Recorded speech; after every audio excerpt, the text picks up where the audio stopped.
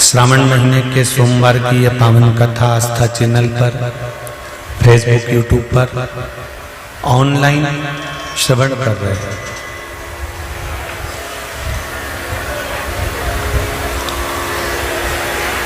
सावन के महीने में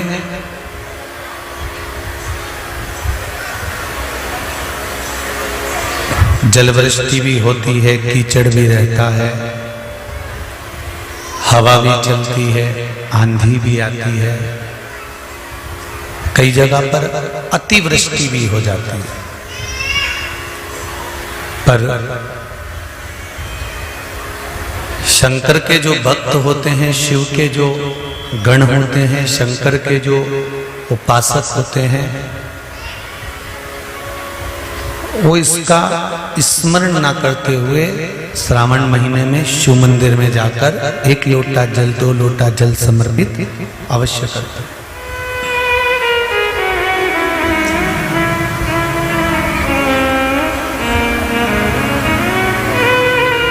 तेरी कृपा बिना न हिले एक भी लेते श्वास, तेरी कृपा से हे गंगाधार मुक्तिदार ओंकार तू, बोले ओंकार तू, आयो शरण तिहारी शंभु तार तार तू। हम जो भाव लेकर भगवान का भजन करते हैं, देखो कितनी कितनी दूर से आप लोग यहाँ पधारे हो। कथा तो ऑनलाइन है, इसके बाद भी अगर आप बाबा के धाम पहुंचे हो, 15 मिनट भी अगर आप यहाँ बैठे हो या 20 मिनट भी आप बैठे हो, तो दिल से शिव महापुराण के कथा को श्रवण करना, जिससे जो आशा लेकर आप यहाँ पधारे हो, बाबा देव अधिदेव महादेव आपकी मन की मुराद पूर्ण करके 3 महीने में आपको वापस यहाँ बुला।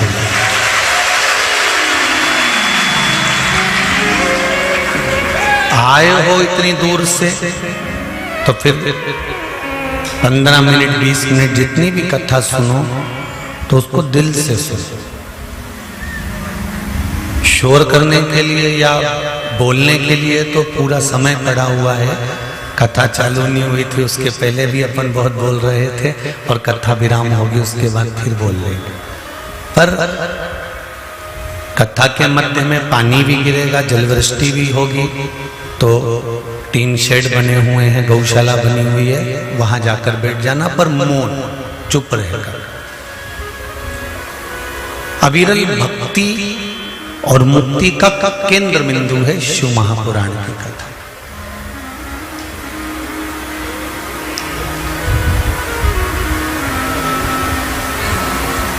बचपन, जवानी, अधेड़ी और बुढ़ापा, इसमें बीच का जो समय है ना, बचपन और बुढ़ापे के बीच का जो जवानी और अधेड़ी, जवानी और जम के बोलो जरा, अधेड़ी,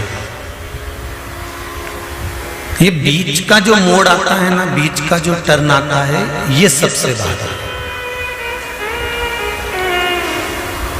बचपन खेल में खोया, जवानी नींद भर सोया, बुढ़ापा देख कर रोया, सिराने मूंद हंसती है। बचपन गया, चले जाएगा, आपको मालूम भी नहीं पड़ेगा, और कहां निकल जाएगा। कब आप 17-18 वर्ष के हो गए, कब 19 वर्ष के हो गए, कब 20 साल 19 साल कब निकल गए होंगे, मालूम नहीं पड़ेगा। पर बचपन के बाद में जो जवानी आई, और जवानी के बाद में जो अधेड़ी आई, ये बीच का जो मोड़ है, बीच का जो टर्न है, ये सबसे भारी है।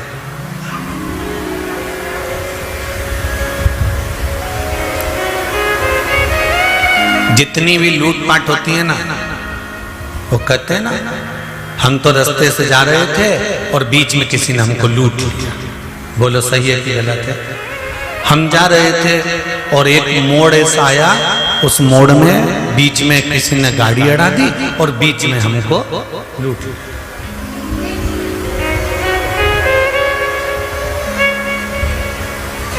हम तो अच्छे खासे थे, इसने बीच में पांव अड़ाया। हम अच्छे थे, ये बीच में फंस गया। अभी बात में अगर आप लोग बैठे और कोई आकर अगर बीच में बैठ जाएगा तो ये आप कह दोगे हम तो अच्छे बैठे थे, ये बीच में फंस गए।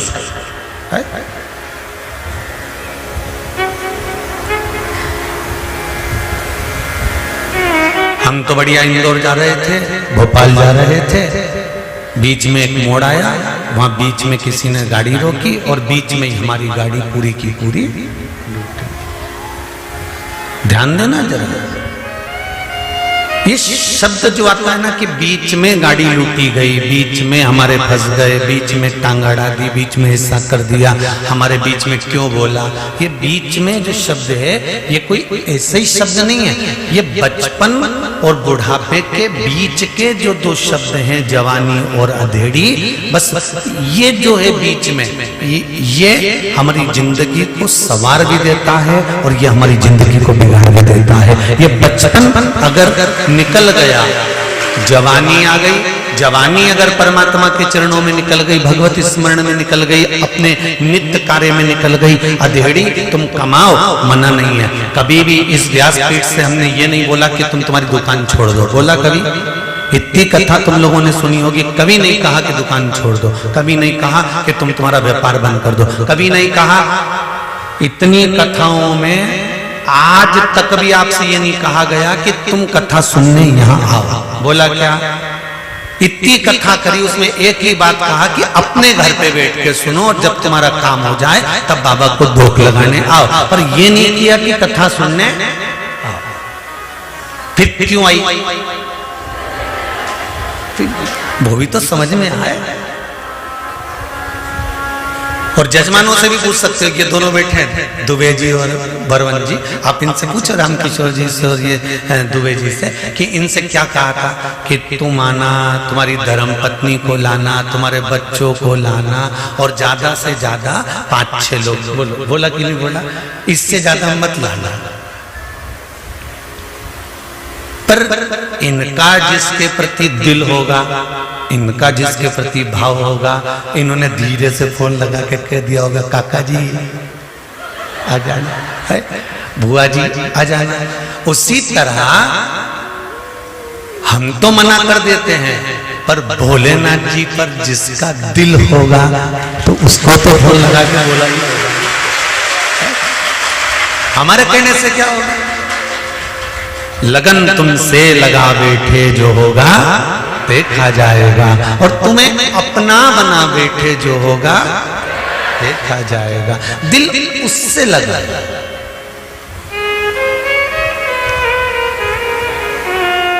अब ये रामकिशोर जी के भी बहुत सारे रिश्तेदार होंगे और दुबे जी के भी बहुत सारे रिश्तेदार होंगे, पर इनने भी फोन उसी को लगाया होगा जिसको कथा में रुचि होगी और जिससे इनका जरा आत्मीय प्रेम ज्यादा होगा। ऐसे तो ढेर, जैसे कोरोना में जो शादी हुई थी ना, तुम्हें मालूम है? तुम्हें ही नहीं बुलाया होगा। कोरोना में जो शादी हुई, उस शादी में 50 लोगों को बुलाना था। अब 50 में जो गिनती में थे, बिल्कुल VIP ने खास में खास में खास, उन्हीं को बुलाया गया। तो उसी तरह देव अधिदेव महादेव यदि आपको उज्जैनी बुला रहा है, काशी बुला रहा है, कुबेरेश्वर धाम बुला रहा है, तो ये उसकी मर्जी है, इसमें किसी की मर्जी नहीं। ये उसका मन, ये उसका स्मरण। तो बीच का जो समय है, बचपन गया जाने दो, जवानी मत बिगड़ने देना, अधेड़ी मत बिगड़ने देना, और बुढ़ापा तो जैसा जाएगा ये अपने को भी नहीं मालूम है महाराज, अपने को। बचपन खेल में खोया, जवानी नींद भर सोया, बुढ़ापा देख कर रोया, सिराने मौत हंसती है। अपने बीच का जो समय है, हम बिल्कुल मना नहीं करते कि आप दुकान मत जाओ या व्यापार मत करो या व्यवसाय मत करो, शिव महापुराण की कथा में भगवान शंकर ने बारंबार कहा है, पार्वती जो मनुष्य अपने कर्म को करता है और कर्म की ओर आगे बढ़ता चले जाता है, जैसे नंदी मुझे देखता रहता है और अपने कर्म में लगा रहता है, जो व्यक्ति अपने लक्ष्य को निश्चित कर कर चलता है और अपना कर्म करता रहता है, पार्वती उसको मंजिल तक पहुंचाने की जवाबदारी मेरी होती है, फिर उसको मंजिल में दे देते। गीता में भी भगवान कृष्ण ने कहा कि कर्म प्रधान है, तुम कर्म करिए।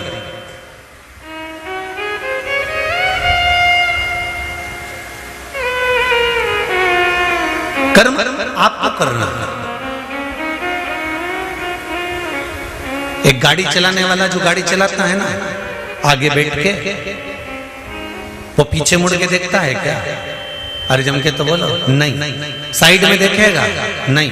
इधर देखेगा? नहीं। और जितनी सवारी इसमें पीछे बैठी हुई है ना, जितनी सवारी साइड में बैठी हुई है ना, ये तो केला छील के केला खा रहे, एप्पल खा रहे, मूंगफली छील के खा रहे, खूब प्रेम से बात करते करते जा रहे, गप्पे भी लगा रहे, एक दूसरे को कूट भी दिया पकड़ गाड़ी के अंदर, पानी भी ढोल दिया, शीशे में से देख भी रहे हैं, खिड़की भी खोल रहे हैं, बंद भी कर रहे हैं, बात भी कर रहे हैं, गप्पे भी लगा रहे हैं, खुश भी हो रहे हैं, रो भी रहे हैं, हंस भी रहे हैं, गा भी रहे हैं। ये जितने ड्राइवर के आसपास में बैठे हुए हैं, जितने ड्राइवर के पीछे बैठे हुए हैं, जितने पीछे की सीटों पर बैठे हुए हैं, जितने साइड की सीटों में बैठे हुए हैं, ये सब अपना अपना काम कर रहे हैं।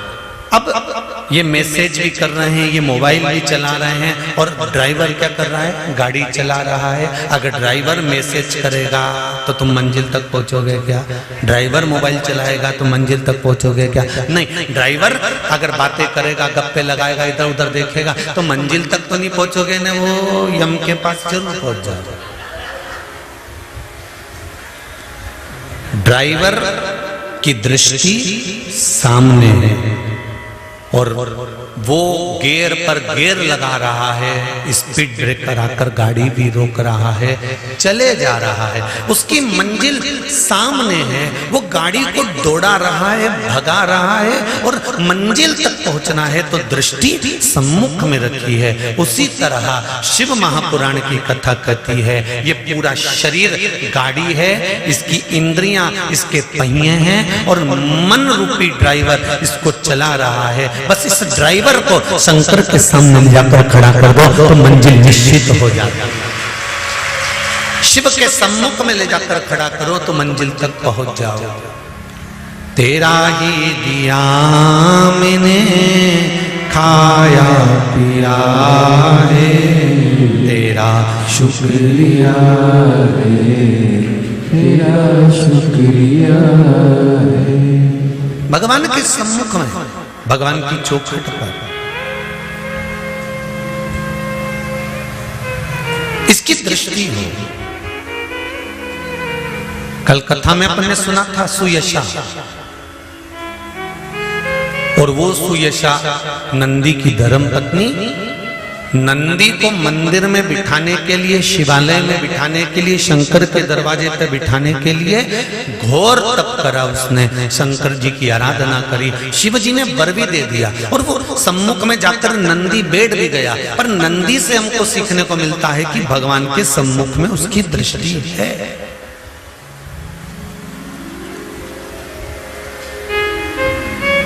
मैंने सारे नजारे देख लिए, एक तेरा नजारा मेरी नाव किनारे लगे ना लगे, मेरी नाव किनारे लगे ना लगे, तेरे दर का किनारा काफी है, तेरे दर का किनारा काफी है। महाराज फिर द्वार मिले ना मिले, पर तेरा जो द्वारा है वो निश्चित निश्चित, तेरी चौखट निश्चित।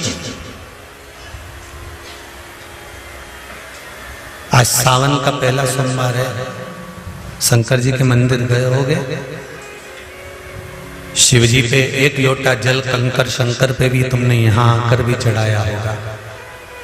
जाते जाते बाबा से एक बात कहकर जरूर जाना, जैसे सावन के महीने में जल बरसता है और वो जल बीज पर पड़कर अंकुरित होकर फल देता है, उसी तरह सावन के महीने में मैंने भी एक लोटा जल चढ़ाया है। वो भी ऐसा जल हो कि मेरे जीवन में सुख को अंकुरित करे और मेरा जीवन धन्य हो जाए। ऐसी कृपा कर, ऐसी दया करना। हम तेरे धाम में, हम तेरी चौखट पर कथा सुनने के लिए आए, तेरे दरवाजे, तेरी चौखट। तू कृपा करेगा तब सुख मिलेगा। तेरी कृपा बिना न हिले एक भी लेते हैं श्वास, तेरी कृपा से। अगर तेरी उदारता नहीं होती, तेरी कृपा नहीं होती, तेरी करुणा नहीं होती, तो संसार का कोई सुख हमको प्राप्त नहीं होता। संसार का कोई सुख हमें नहीं मिलता। महाराज शिव कथा कर रहा, शंकर जी की कथा कर रहा, हाथी का पैर, हाथी का पांव मगर ने पकड़ा।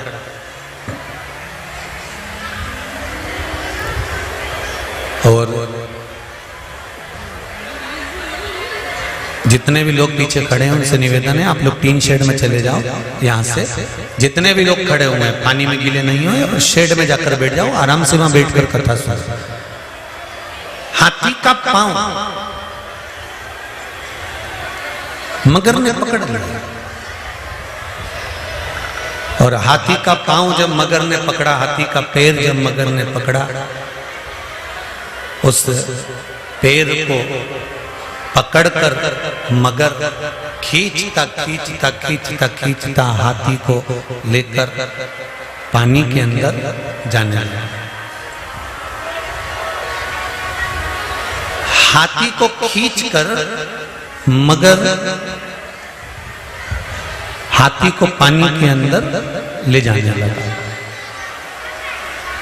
जब पानी के अंदर मगर हाथी को खींच कर ले जाने लगा, पूरा परिवार हाथी के साथ था, पूरा परिवार था। और संपूर्ण परिवार, पूरा के पूरा परिवार हाथी के संग है, पूरा के पूरा परिवार हाथी के साथ है। पर हाथी का पांव छुड़ाने वाला कोई था क्या? नहीं। तब हाथी ने क्या करा? अंत समय प्रभु आना पड़ेगा, वचन दिया तो निभाना पड़ेगा।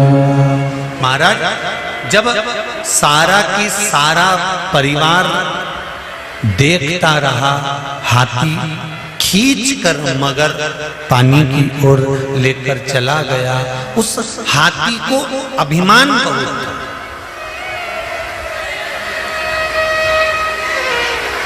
उस हाथी को अहंकार बहुत था। और हाथी को अहंकार किस चीज का था? हाथी को अभिमान किस चीज का था?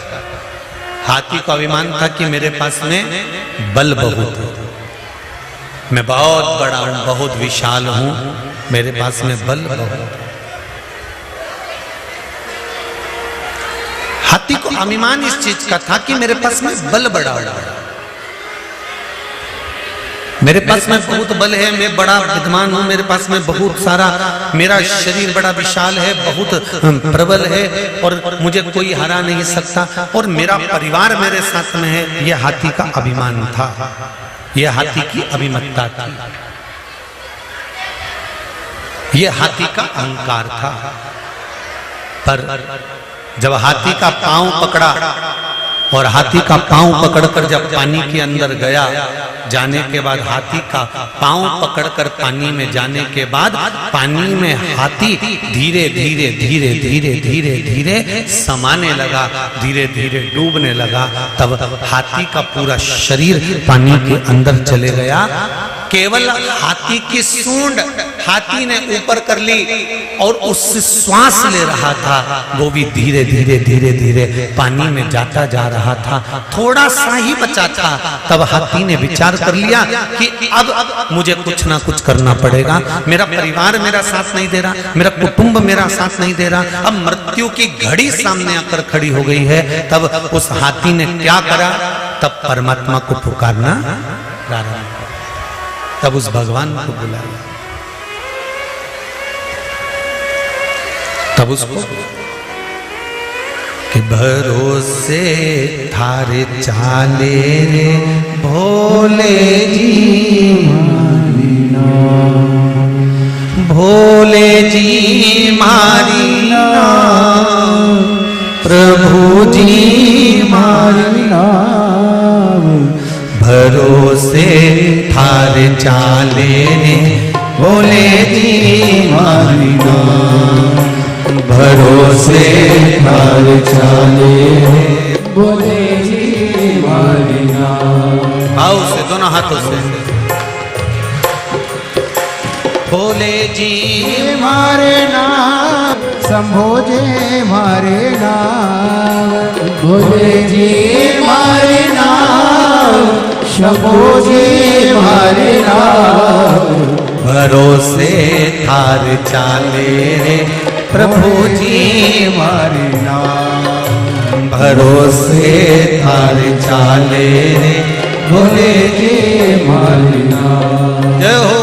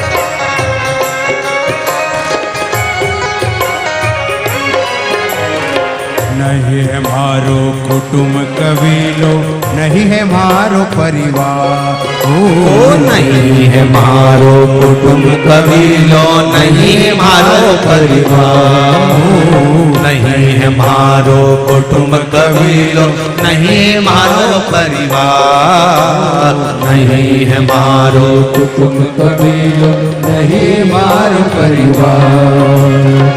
आप बिना दूजो नहीं कोई, हो भोले आप बिना दूजो नहीं कोई, जग में तारनहार, भरोसे तार चाले हो भोले जे मारी नाम, भरोसे तार चाले हो भोले जे मारी नाम, भोले जी मारे नाम, शंभो जी मारे नाम, भोले जी मारे नाम, शंभो जी मारे नाम, भरोसे थारे चाले हो भोले जी मारे नाम, भरोसे थारे चाले हो भोले जी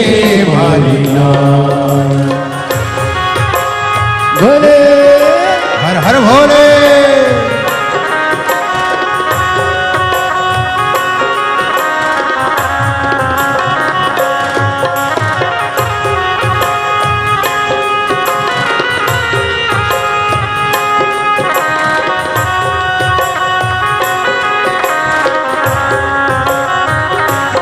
जय हो।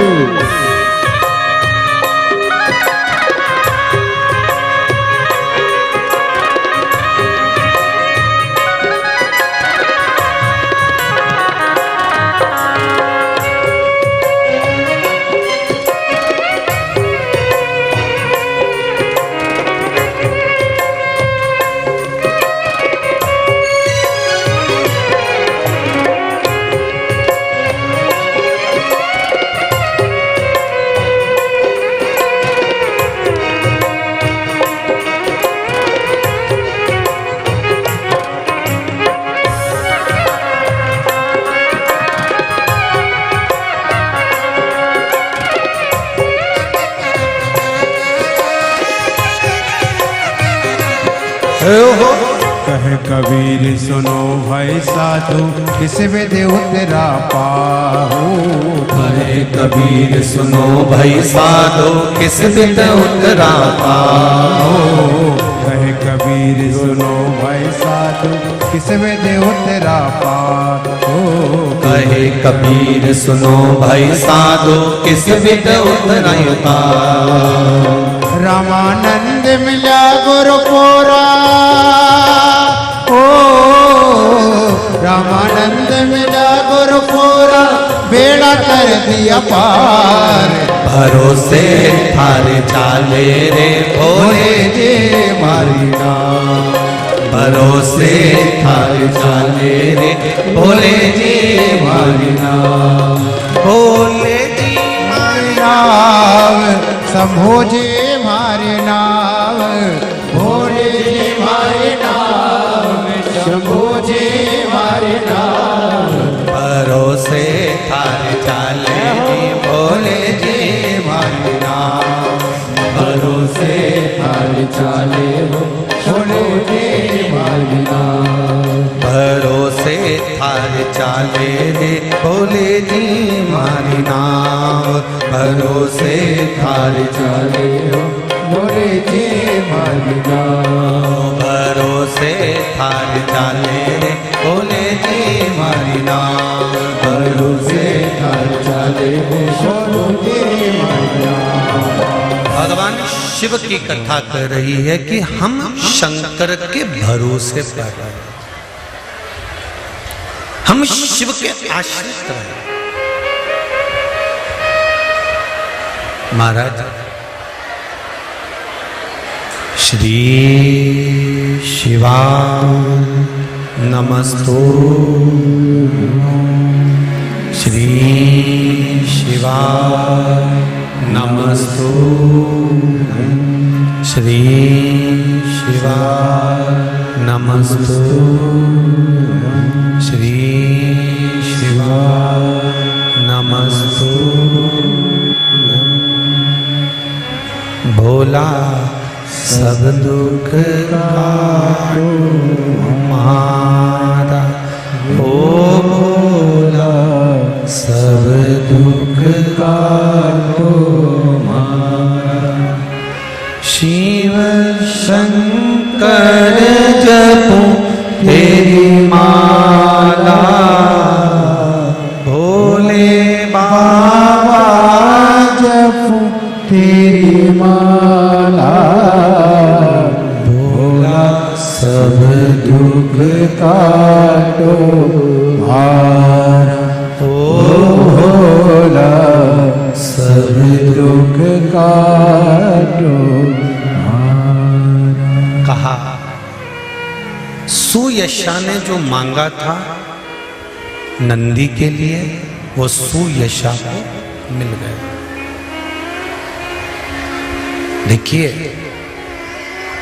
शिव महापुराण की कथा कहती है, कल कथा में कहा था ध्यान लगाना और प्रार्थना करना, दोनों में एक भारी अंतर है ध्यान लगाने में भगवान से डोरी बंध रही कि नहीं बंध रही पता नहीं है, पर प्रार्थना करने में दिल की बात हम देव अधिदेव महादेव से कह देते, हृदय की बात। जवानी और अधेड़ी, जवानी में भी और अधेड़ी में भी ये जो मोड़ का समय होता है, बीच की जो घड़ी होती है, बीच का जो समय होता है, इस बीच के समय को हमें संवारना। कहते हैं ना ये बहुत बिगड़ रहा है। बिगड़ने से मतलब क्या है? क्या बचपन में कोई बिगड़ जाता है? बच्चा हाथ में है, गोदी में है, बच्चा बिगड़ेगा? नहीं। अगर मार्ग भटकने का समय होता है ना, तो ये जो टर्निंग पॉइंट जो आता है, ये मोड़ जो आता है, इस मोड़ में व्यक्ति भटक जाता है। और सरल भाषा में समझ लीजिए, आप लोग गाड़ी से आए होंगे तो कहीं कहीं पर लिखा होता है अंधा मोड़। बोलो पढ़ा है कि नहीं पढ़ा? किस किस ने पढ़ा? जरा हाथ उठाओ। पढ़ा है ना सबने? क्या लिखा होता है? अंधा मोड़। अंधा मोड़ का मतलब है कि जब मोड़ आएगा तब व्यक्ति को दिखाई नहीं देगा। एक मोड़ तो ये आ गया कि मोड़ आए तो सावधानी रखो, मोड़ आए तो धीरे चलाओ। एक मोड़ हमारे यहाँ छोरा छोरी को भी बांधा जाता है। कब? अरे बोलो जम के जरा। शादी में सिर पे मोड़ बांधते कि नहीं बांधते? तो मोड़ क्यों बांधा जाता है? मोड़ बांधने का कारण क्या है? क्योंकि गाड़ी चलाने वाले के लिए भी कहा जाता है कि मोड़ पर थोड़ा ध्यान रखना। अभी तक तुम्हें घर का ध्यान नहीं था, अभी तक तुम्हें परिवार का ध्यान नहीं था, अभी तक तुम्हें कुटुंब कबीले का ध्यान नहीं था। अब तुम्हारे सिर पर जब से मोड़ बंध गया, तब से तुम्हारी जिंदगी का भी टर्न पॉइंट आ गया। अब मोड़ तुम्हारे सिर पर आकर खड़ा हो गया है, इसलिए परिवार का ध्यान रखना अब तुम्हारी जवाबदारी। अब माता पिता की जवाबदारी खत्म हो गई जी। कब से? जब से गाड़ी, अरे जम के तो बोलो, मोड़ पे पहुंची। जब से तुम्हारे सिर पर मोड़ रखाया, जब से तुम्हारे सिर पर मोड़ रखाया, तब से वो तुम्हारा टर्निंग पॉइंट, तुम्हारा गाड़ी का मोड़।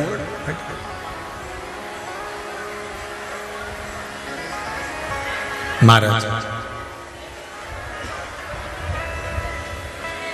मध्य का समय, बचपन खेल में खोया, जवानी नींद भर सोया, बुढ़ापा देख कर रोया, सिराने मौत हंसती है। ये टर्निंग पॉइंट, ये मोड़। ऊपर निवेदन है कोई को जाने ना दें, क्योंकि लाइट के कनेक्शन बहुत सारे खुले पड़े हुए, इसका ध्यान रखिए। सबको नीचे उतारो ऊपर से, ऊपर कोई ना बैठे। शंभू, लाइट के कनेक्शन बहुत खुले हैं, इसलिए ऊपर किसी को नहीं जाने दें, नीचे उतार दीजिए सबको। श्री शिवाय नमस्ते। मोड़ का टर्निंग पॉइंट अपनी जिंदगी में, अपने जीवन में, जीवन की प्रत्येक घड़ी के पल पर एक समय ऐसा आता है जिस समय पर हमको मुड़ना होता है, और कहाँ मुड़ना है ये हमारे ऊपर निश्चित करता है। सुयशा ने भगवान शंकर से प्रार्थना करी, शिवजी से निवेदन करा, और सुयशा ने शंकर भगवान से प्रार्थना करी, निवेदन करा, तो फल ये हुआ कि भगवान शंकर के शिवालय में, शंकर भगवान के सम्मुख में नंदीश्वर जाकर विराजमान।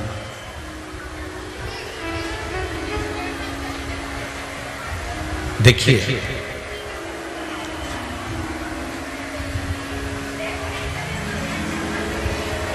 बचपन में गोदड़ी गंदी करोगे तो मां धो देगी। अरे बोलो तो जम के, सही है।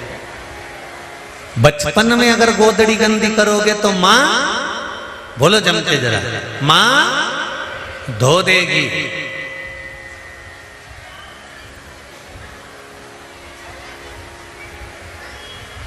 पर जवानी में, अधेड़ी में अगर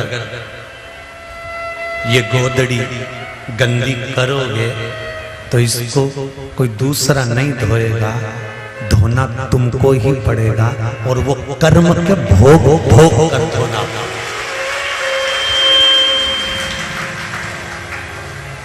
बचपन की गोदड़ी को मां धो सकती है, बचपन की गोदड़ी को पिता धो सकता है,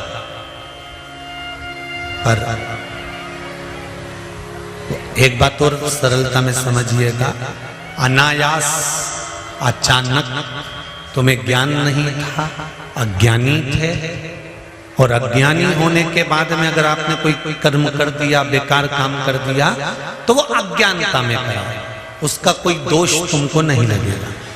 पर मालूम पड़ने के बाद अगर आप कुछ गलत कर्म करते हो तो उसका तो दोष लगेगा ना, उसका तो दोष मान्य होगा। सारी दुनिया को मालूम है कि जन्म हुआ है तो मरना निश्चित है। सारी दुनिया को मालूम है कि बचपन आया है तो जवानी भी आएगी, और जवानी आया है तो बुढ़ापा भी आएगा, अधेड़ी भी आएगी, ये निश्चित है, इसको कोई टाल नहीं सकता।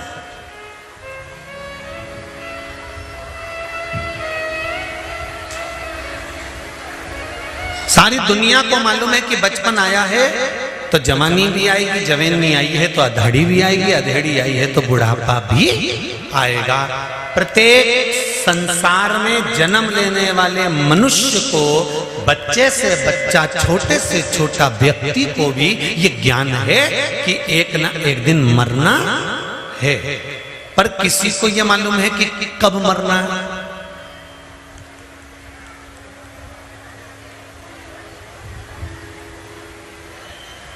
किसी को यह अंदाजा है कि कब प्राण छोड़ना है।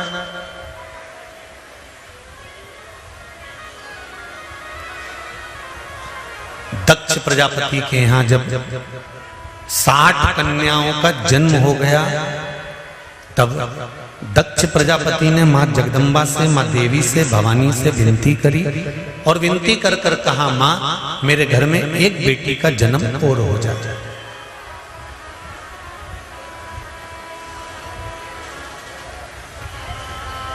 मेरे घर में एक बेटी और जन्म ले।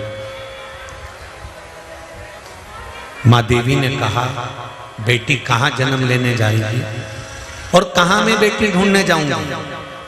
दक्ष प्रजापति, तेरे घर में स्वयं में आद्य शक्ति दुर्गा भवानी तेरे घर में बेटी के रूप में जन्म ले, और सती के रूप में दक्ष प्रजापति के घर में माता पार्वती का स्वरूप जो था सती के रूप में जन्म ले लिया।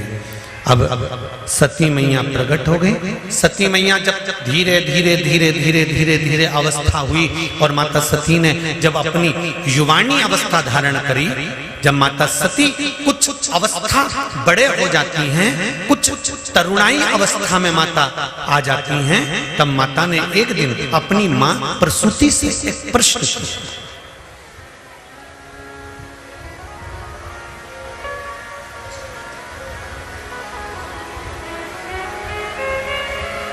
अपनी माता प्रसूति से एक प्रश्न किया, और माता प्रसूति से कहा, मां मेरे मन का एक संशय है।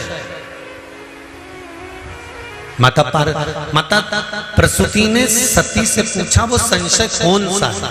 बता तू, क्या संशय तेरे मन में?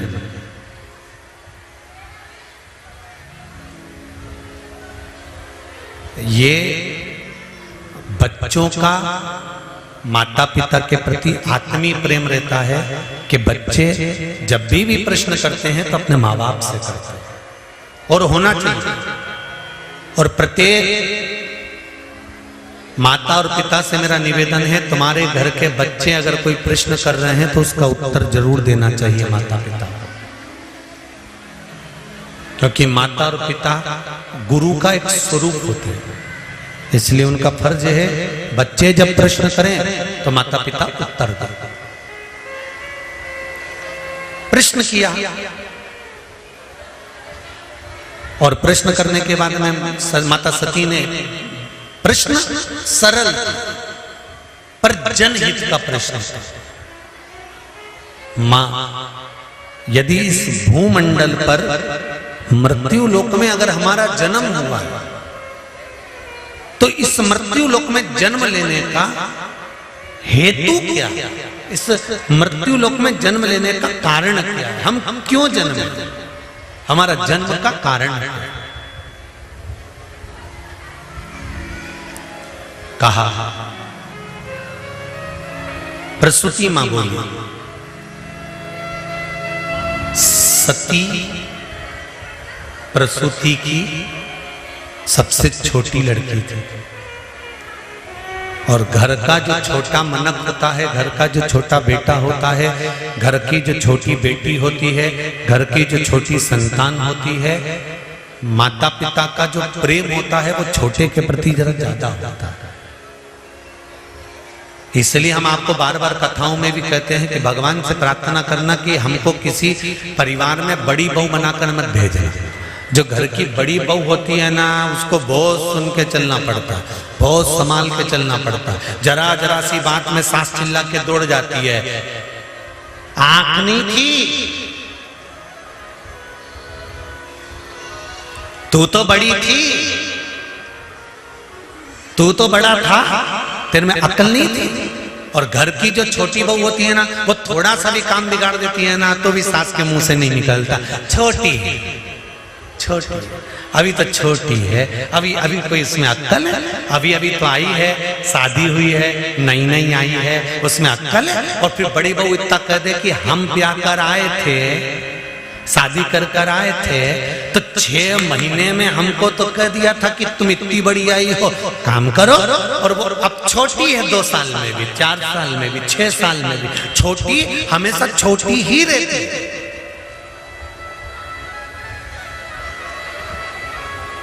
छोटी हमेशा छोटी है और बड़ी हमेशा बड़ी ही रहती है। वो कोई भी काम अगर बात अगर कुछ भी जरा से भी मेहमान ज्यादा आ गए ना तो कहा किससे जाता है, तू तो बड़ी थी ना, कम से कम पहले तुझको आना चाहिए। उसकी नींद नहीं खुली, वो तो छोटी थी, पर तू तो समझदार थी, तू तो बड़ी थी, तू आ जाती ना उतर कर। जितनी भी जीजियां कथा सुन रही ना, भगवान से प्रार्थना कर लेना, भोलेनाथ अगली बार हमको छोटा बना के भेज दे, बड़ा नहीं। छोटे बनने में फायदा है, बड़े बनने में कोई फायदा नहीं है। ऐसा बड़ा बनना तो बड़ा बड़ा बेकार काम है। कोई हमसे पूछे ना तो हम तो स्पष्ट कह दें जिंदगी में कि कभी बड़े मत बनना। ट्रेन में सफर भी करो और बाथरूम भी जाओ ना तो 4 वीडियो बनाने वाले मिल जाते हैं कि महाराज गए हैं तो फोटो खींचे थे। अब ये स्थिति,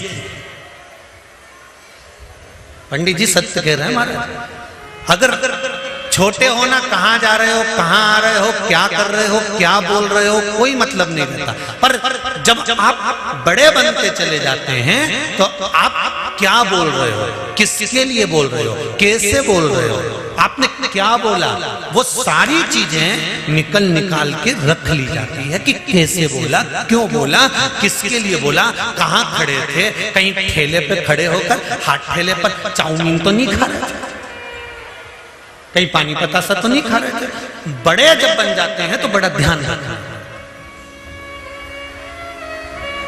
पर छोटे में कोई ध्यान रखना है क्या? नहीं। शिव महापुराण की कथा कर रही है, जब तक तुम छोटे हो तुम्हारी गोदड़ी अगर गंदी भी कर दोगे तो उसको मां जम के बोलो जरा धो देगी। अगर बचपन में गोदड़ी गंदी करी तो माँ धो देती है, पर जवानी में अधेड़ी में अगर कोई शरीर गंदा हो गया, ये गोदड़ी गंदी हो गई, तो इसको माँ नहीं धो सकती। इस गोदड़ी को तो फिर हमें खुद को धोना पड़ेगा, क्योंकि बच्चा जब बड़ा हो जाता है तो माँ भी कह देती है थप्पड़ मार के, इतना बड़ा हो गया अभी भी गंदगी कर रहा है, चल अपने कपड़े खुद धो।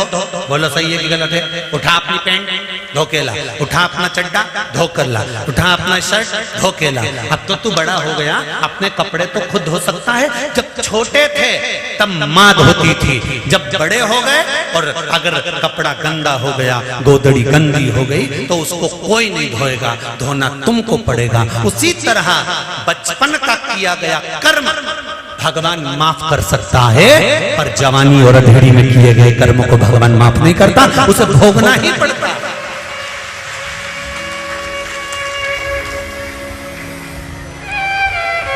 जवानी और अधेड़ी में किए गए कर्म को कोई दूसरा नहीं भोगेगा, भोगना अपने को पड़ेगा। इसलिए बार बार कहते हैं मत बुरे कर्म कर वरना पछताएगा, भगवान की आंखों से तू बच नहीं पाएगा, तू बच नहीं पाएगा। अरे ओ अज्ञानी मत करना दानी, अरे ओ अज्ञानी मत करना दानी। तेरे कर्म का फल भी तू ही पाएगा, जैसा किया तूने तेरे आगे आएगा। मत बुरे कर्म कर बंदे, मत बुरे कर्म कर बंदे, वरना पछताएगा, भगवान की आंखों से तू बच नहीं पाएगा, तू बच नहीं पाएगा। बड़ा मुश्किल है।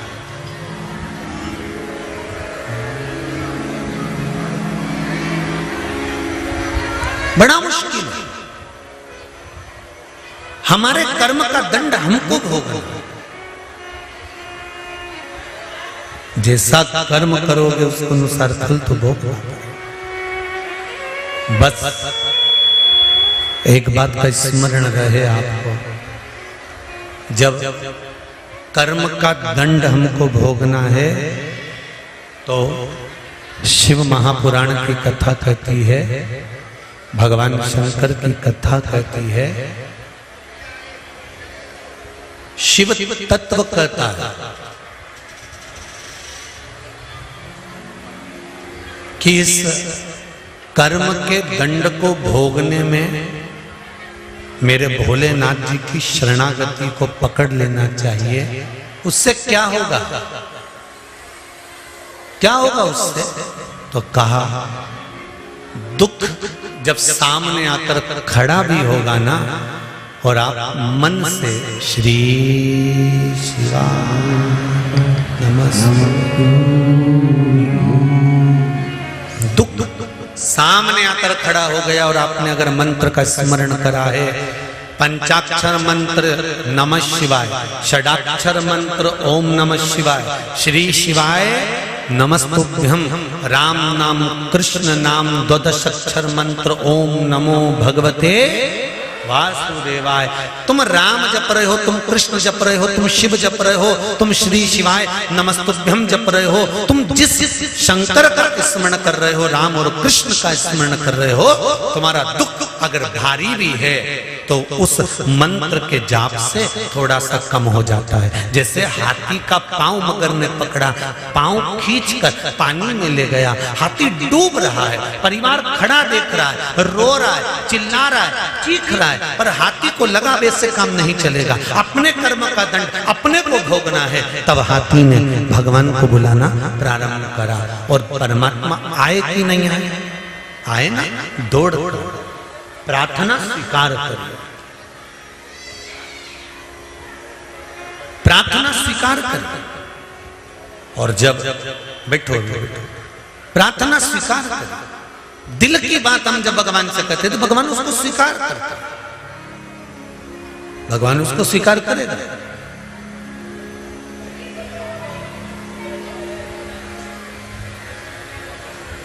आज एक कोई इंदौर से बहन आई थी, कह रही थी गुरुजी कई सालों से, लगभग 6 या 8 साल हो गए थे, संतान नहीं थी। बाबा ने बड़ी कृपा करी, मैं बड़ी दुखी थी, लोग मुझे ताने बहुत देते थे, बहुत ताने देते थे। तब एक बार शिव महापुराण की कथा सुनी और बाबा से टीवी के सामने बैठकर ही विनय करा, तो बाबा ने मेरी झोली भरी, उसको धोख लगाने, कहीं बैठी हो तो उसको बच्चे को भी लेकर आए कि ये इस कुबेरेश्वर महादेव की देन है, उसकी कृपा है, उसकी कृपा। एक पत्र आया है, बड़ा सुंदर है, वो भी देखिए।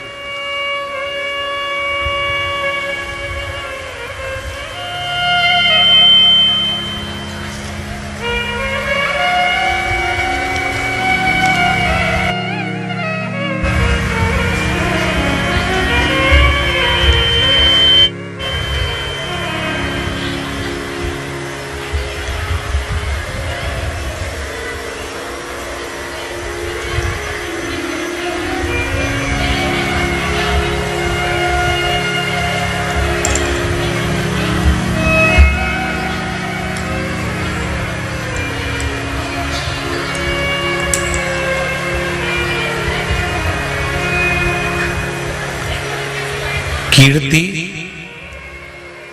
कृष्ण कांत जी वाजपेयी, कोथल कुंड, भैंसदेही, जिला बैतूल। कहीं बैठे हो तो हाथ हिलाइएगा। कीर्ति कृष्ण कांत जी वाजपेयी,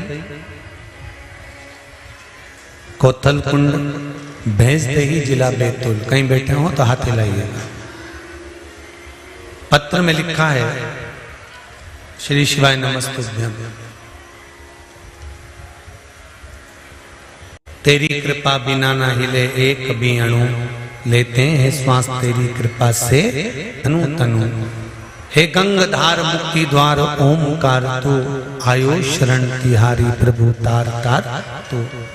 मैं बहुत दुखी थी अपने पति के शराब की लत के कारण। गुरुजी आपके बताए अनुसार उपाय करी। 10 जनवरी की अष्टमी को 31 बेलपत्र, 31 चावल और 31 मूंग का उपाय किया। उसके बाद में पति की शराब की लत बाबा की कृपा से 12 जनवरी को जब मैं बहन के घर गई और वहां से पुनः वापिस लौट कर आई, तब से मेरे पति ने शराब छोड़ दी है। उसके बाद आज तक नहीं पी। ये शिव कृपा, ये शंकर की उदारता। आप जो कर्म करते हो, आप जो भगवान शंकर की भक्ति करते हो, भगवान शंकर को एक बेलपत्र समर्पित करते हो, एक लोटा जल समर्पित करते हो, एक चावल का दाना, एक पुष्प की अगर पंखड़ी भी समर्पित कर रहे हो तो उसका फल मिलेगा जरूर। वो फल टल नहीं सकता।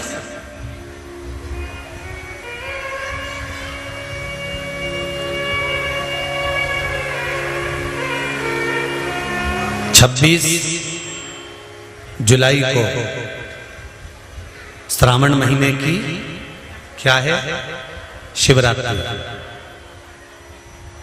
शाम को 7 बजे से लेकर 8 बजे तक ऑनलाइन शिव महापुराण की कथा के अनुसार भगवान शंकर का शिवलिंग का अभिषेक करेंगे। आपके नगर में ब्राह्मण जन हो, आपके पहचान वाले हो, तो उनको भी उस अभिषेक में शामिल करें। पार्थिव शिवलिंग का निर्माण करें। ब्राह्मण श्वेत मिट्टी का बनाए, वैश्य पीली मिट्टी का शिवलिंग बनाए, क्षत्रिय लाल मिट्टी का शिवलिंग बनाए, शूद्र काली मिट्टी का शिवलिंग बनाए। अगर मिट्टी नहीं मिलती है तो तुम्हारे गमले में जो भी मिट्टी हो वो जिस कलर की हो उस कलर का शिवलिंग का निर्माण करो और शिव की अर्चना, शिव की आराधना अवश्य करो।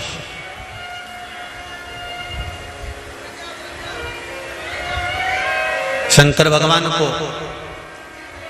गेहूं के दाने 21, कमलगट्टे 5, चावल के दाने, आखा चावल जानते हो आप लोग, पूरा चावल 108, काली मिर्च 21, काली तिल 1 चुटकी, धतूरा 1, बेलपत्र 7 पत्ते 7 नग, शमी के पत्र 7, पुष्प फूल और गुलाब के फूल मिल जाएं तो 7 नग, पुष्प फूल मिल जाएं, अगर गुलाब का लाल फूल मिल जाए तो ठीक, नहीं मिले तो गुलाब का फूल मिले तो उसकी पंखड़ी भी निकाल सकते, पर थोड़ा सा कलर लाल होना चाहिए। हम सफेद फूल का इसलिए मना कर देते हैं क्योंकि जिस समय पर ब्रह्मा जी शिवलिंग का छोर का पता करने गए थे, उस समय पर केतकी के फूल को साथ में लेकर आ गए थे। किसी के स्मरण में ना रहे और वो भूल से केतकी का फूल उठा लाया और अभिषेक में चढ़ा दिया तो दोष तो उसको भी लगेगा, इसलिए हम सफेद फूल का वर्णन नहीं करते। हम कहते कि लाल फूल एक छोटा सा चढ़ा दो, उसकी पंखड़ी निकालकर साथ चढ़ा दो, पर चढ़ाएं लाल। हाँ, अगर केतकी को पहचानते हो तो फिर सफेद भी चढ़ा सकते हो, पर केतकी का मत चढ़ा। महाराज गुलाब का पुष्प 7 और अभिषेक की सामग्री दूध, दही, शहद, घी, शक्कर, इत्र, चंदन, 3 गोल सुपारी। गोल सुपारी एक गणेश जी, एक गोरा जी बनाने के लिए, एक संकल्प छोड़ने के लिए। हरोली चावल, मोली, कपूर, 2 घी के दीप, 1 दिया पूजन के समय पर प्रज्वलित करने के लिए, 1 दीप से भगवान की आरती करना, जनेऊ, काली मिट्टी या पीली मिट्टी या लाल मिट्टी या सफेद मिट्टी शिवलिंग का निर्माण करना। जिस समय 7 बजे हम लोग अभिषेक करने बैठे 26 तारीख को, उससे पहले शिवलिंग का निर्माण थाली के अंदर करके रख। और किस भाव से करना? जिस भाव से माता सती ने और माता पार्वती ने शंकर भगवान को अपना बनाने के लिए, अपनी कार्य सिद्धि के लिए, नंदीश्वर की धर्मपत्नी सुयशा ने भी जो शिवरात्रि का स्मरण करा है सावन महीने की, भगवान शंकर की बहुएं बल्ली देवी और देवसेना ने भी श्रावण महीने की शिवरात्रि का स्मरण करा है।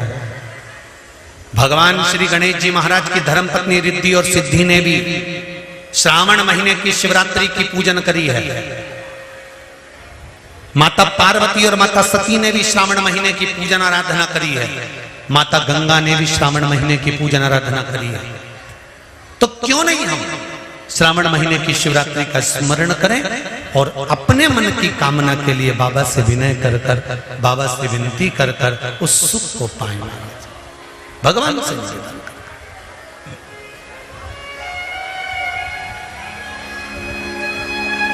सती मैया तरुणी अवस्था में अपनी माता से प्रश्न करती है और माता उत्तर पर उत्तर देते हैं।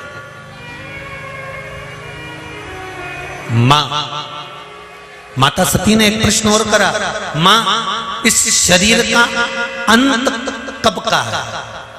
प्रसूति का उत्तर है, प्रसूति का उत्तर, इस शरीर का अंत कब है? तो माता प्रसूति ने कहा, जन्म का समय निश्चित हो सकता है पर मृत्यु का कोई समय निश्चित नहीं हो सकता। मां कहती है, सुनो पुत्री, जैसे एक आज के बच्चों को और पहले के समय में, आज के समय में जो पेन आता है ना, ये प्लास्टिक से ढका होता है। इसके अंदर कितनी शाई है ये हमको नहीं दिखती। दिखती है क्या? नहीं। पर पहले के समय में जो पेन आता था, उस पेन में कितनी शाई होती थी, कितनी कम हो जाती थी, वो हमको दिखती थी। तो लिखने वाला जब परीक्षा हॉल में लिखने बैठता था ना, तो अंदाजे से पेन लेकर जाता था कि मेरा ये पेन यहाँ खत्म होने वाला है। तो देख लिया उसने, इतनी सी शाई बची है, लिखना चालू करा। फिर देखा शाई थोड़ी सी बची है, फिर देखा शाई थोड़ी सी बची है। पहले के समय में दुनिया के लोगों को मालूम था कि बचपन जाएगा, जवानी आएगी, जवानी जाएगी, अधेड़ी आएगी, अधेड़ी जाएगी, बुढ़ापा आएगा। पहले के समय में लोगों को मालूम था कि ये 100 साल जिएगा और 100 साल के बाद मरेगा। पहले के समय के लोगों को मालूम था कि शाई कितनी रह गई,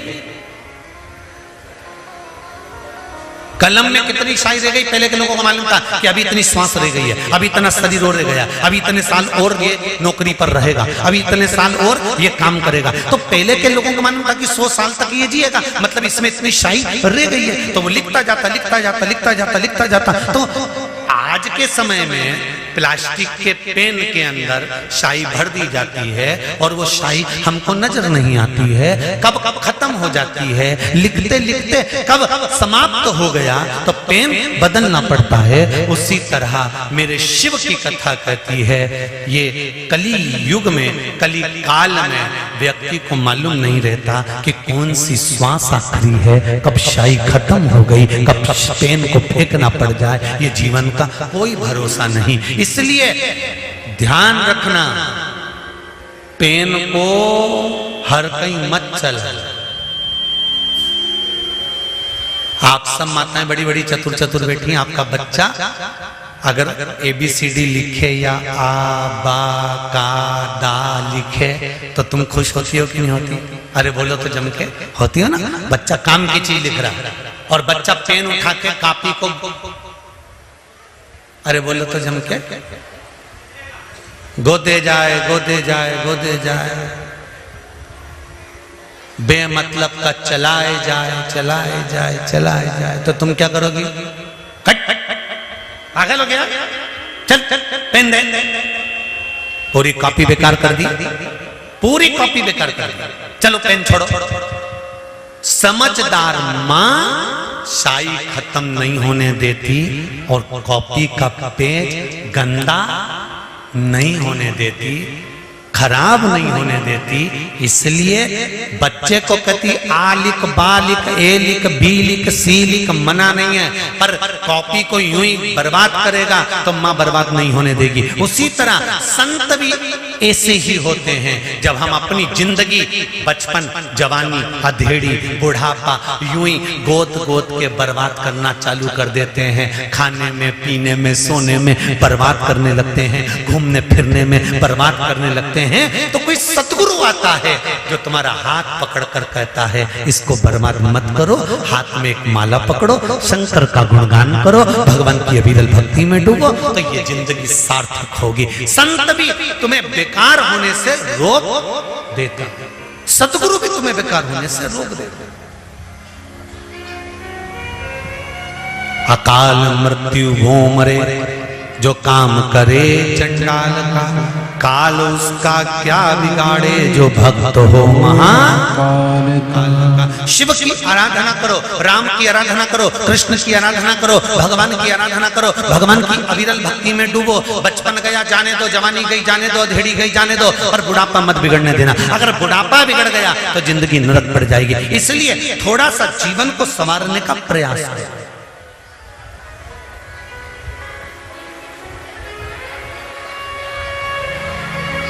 थोड़े से जीवन को संवारना।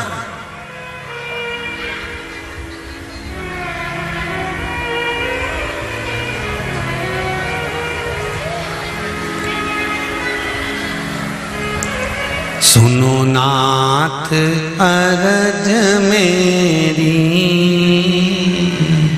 मैं शरण पड़ी तेरी।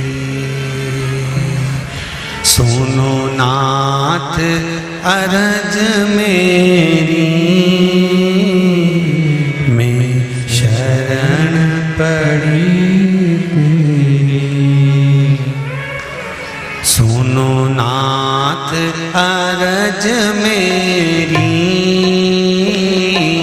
मैं शरण पड़ी तेरी।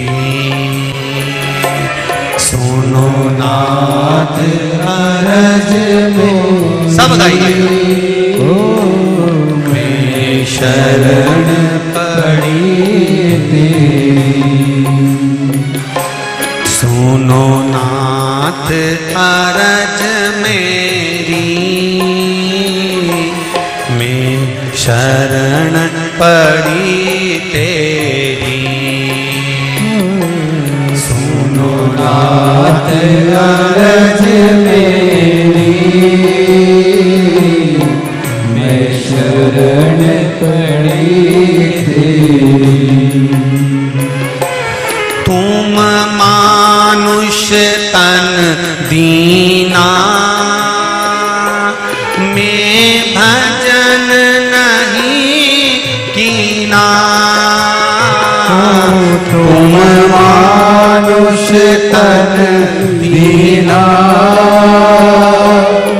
मैं भजन नहीं कीना। तुम मानुष तन दीना, मैं भजन नहीं कीना। तुम मानुष तन दीना, मैं भजन नहीं कीना। मैं शरण पड़ी हार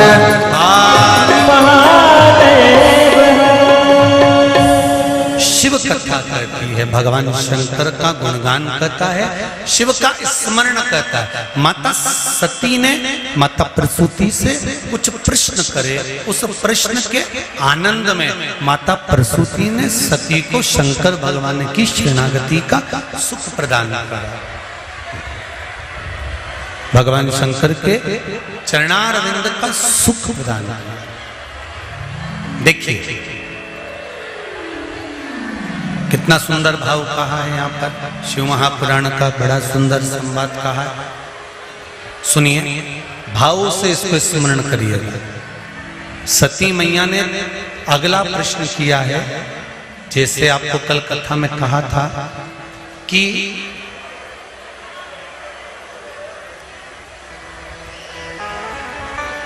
ये लोग जो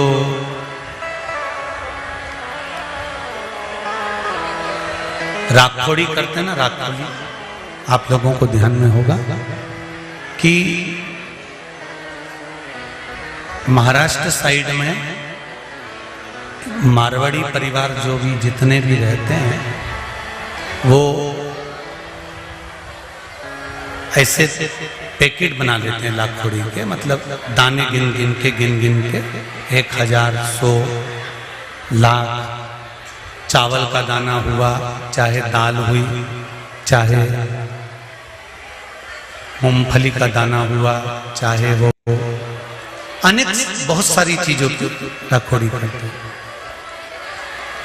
और वो चतुर्मास के अंतर्गत आप लोगों ने भी देखा होगा, कई माताएं बत्ती तैयार करती है, तो 1 बत्ती बनाई, 2 बत्ती बनाई, 3 बत्ती बनाई, फिर उस बत्ती को बना कर और 108 या 1008 बत्ती की, जम के बोलो जरा, 1 बत्ती बना देते।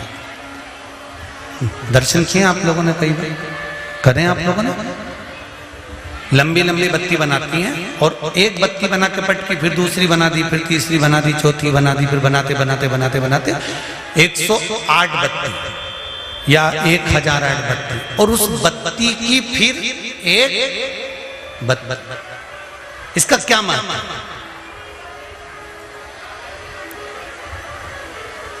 जितने लोग आस्था चैनल पर सुन रहे हैं, जितने फेसबुक यूट्यूब पर सुन रहे हैं, जरा ध्यान से सुन। लाखोड़ी का मतलब क्या होता है कि हमने जो चिरौंजी ली वो इतनी ले ली, हमने तिल्ली ली तो इतनी ले ली, हमने गिन गिन के चावल का दाना की राखोड़ी करी, हमने इसकी राखोड़ी करी। तो उसका मतलब क्या,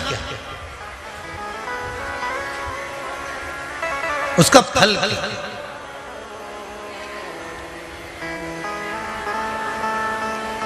क्या फल मिलता है? तो उसका फल का वर्णन करा गया। सती मैया ने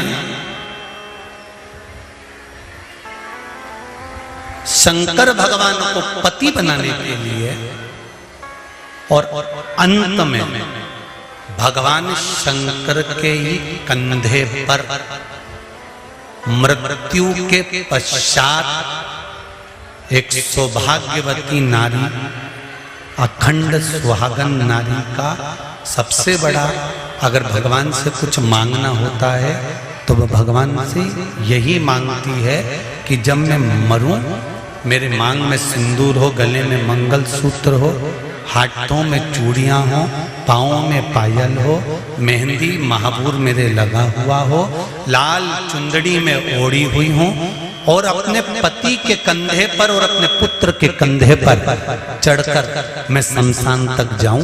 ये एक सौभाग्यवती नारी भगवान से मांगती है श्रावण महीने में।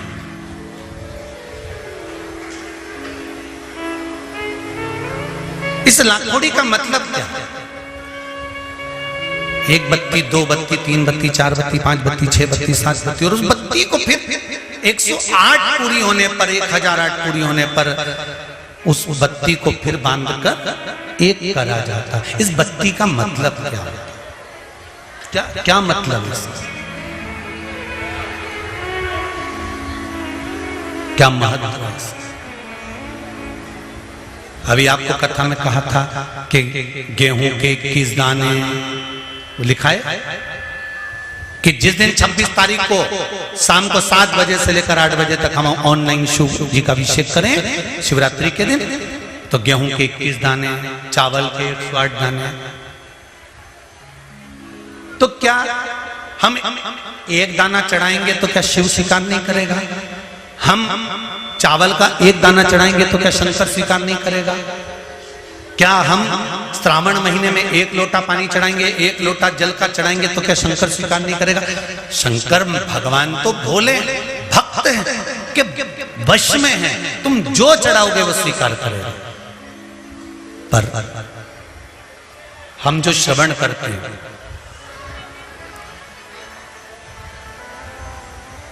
क्यों 21 दाने, क्यों 108 दाने, क्यों बेलपत्र 7, क्यों 11, क्यों 5, क्यों 4, क्यों 3, क्यों 2, क्यों 1? इसका महत्व क्या है? क्या महत्व? महाराज शिव पुराण कर रहे हैं, स्कंद पुराण वर्णन करती है, कुर्म पुराण में भी इसका सुंदर भाव व्यक्त वर्णन किया गया है और गर्ग संहिता में भी इसका सुंदर भाव वर्णन होता है कि हम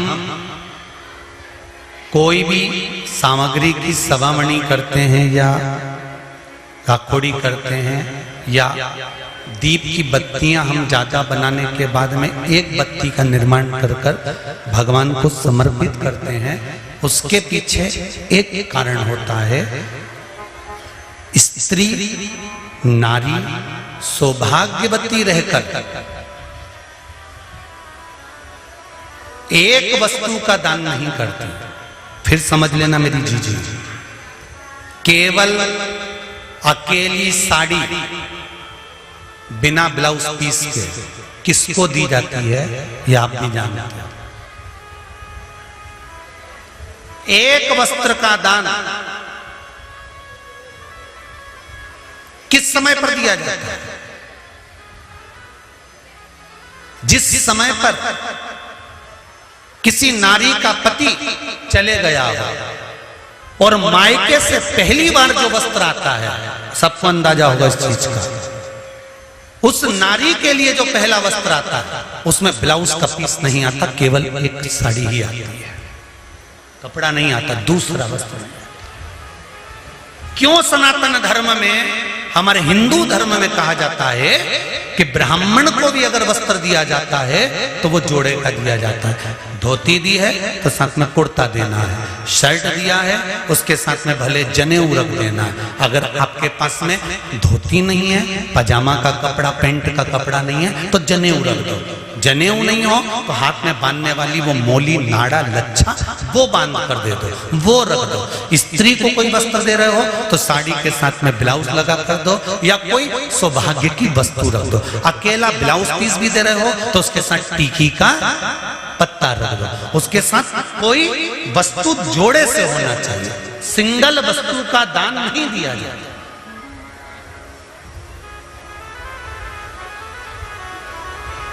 बहुत अच्छे से समझ लेना भाई, थोड़ा सा त्योहारों आ रहे हैं, आप लोगों से भी कोई गलती ना हो तो स्मरण करना कि हम अगर कोई वस्तु का दान दे रहे हैं तो वो एक से अधिक में जब देते हैं तो नारी के लिए अखंड सौभाग्य का। अब सती मई, किसी ने एक प्रश्न करा था,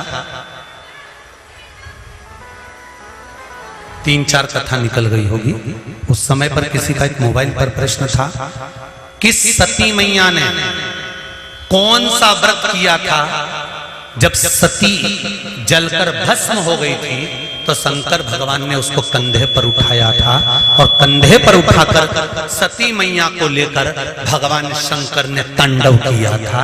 सती ने ऐसा कौन सा पुण्य कर दिया था जो अपने पति के कंधे पर बॉडी पड़ी हुई है, लाश पड़ी हुई है, शव पड़ा हुआ है और सती मैया के शव को लेकर शंकर नाच रहे हैं, शिव तांडव कर रहे हैं।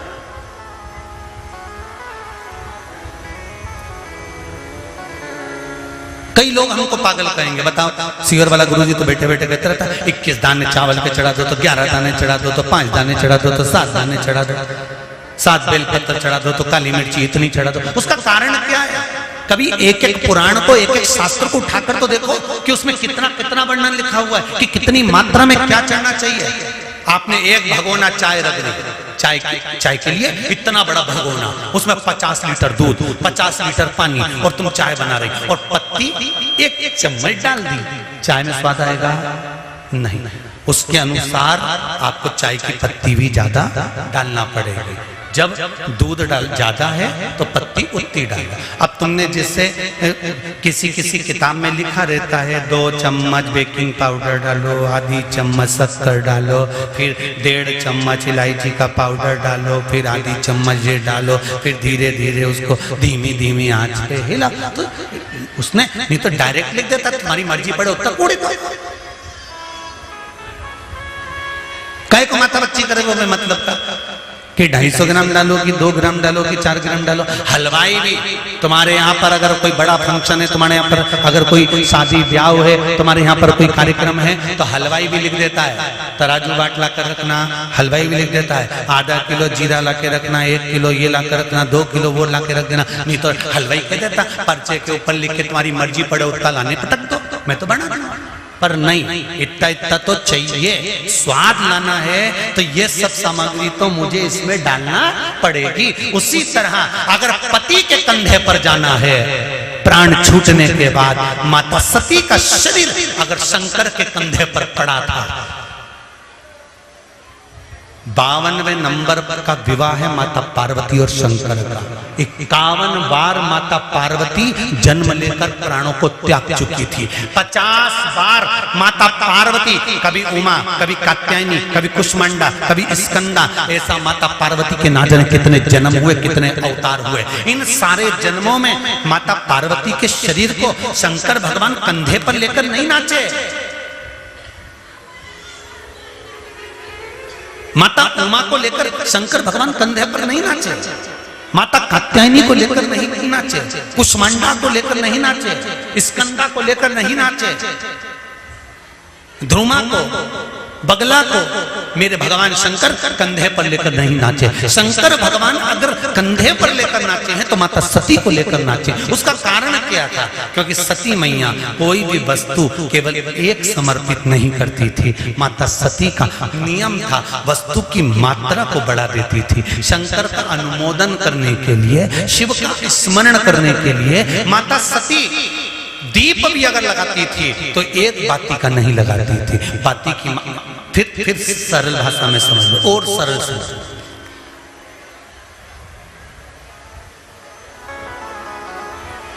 दूल्हा दरवाजे पर जब आता है, मटकी में जो दिया लगाया जाता है, सालियों लेके खड़ी होती है कन्याओं, वो मटकी में एक बत्ती का दिया लगता है कि 4 बत्ती का लगता है? जम के बोले 4 बत्ती का लगता है ना। 4 बत्ती का दिया, क्योंकि हमारे यहाँ शुभ कार्य हो रहा है, 4 बत्ती का दीप लगाया। तुम्हारे यहां प्रतिदिन घर में आरती करते होगे तो जो घी के डब्बे में भींगी भींगाई बत्ती रखी रहनी, उसको निकाल के धर देते। बोलो सही है कि गलत है? निकाल के धरी, माचिस से लगाई, तन मन धन सब कुछ तेरा, और आरती कर पुरा के, घंटी बजा के, भोग लगा के, शक्कर रख के, भगवान को प्रणाम करके चली जाती। अब तुम्हारे यहाँ सत्यनारायण भगवान की तुमने कथा करवाई, तो जो घी की बत्ती लगी वो तो लगी, उसके अलावा एक दिए में कपूर अलग से लगाया। मतलब कितनी बाती हो गई? एक घी की हो गई, एक कपूर की आरती हो गई। जजमान लोग यहाँ आरती करते हैं, उसके बाद में कपूर को फिर जला देते हैं। उसका कारण क्या है? अधिकता में फल प्राप्त करना, अधिकता में फल देना।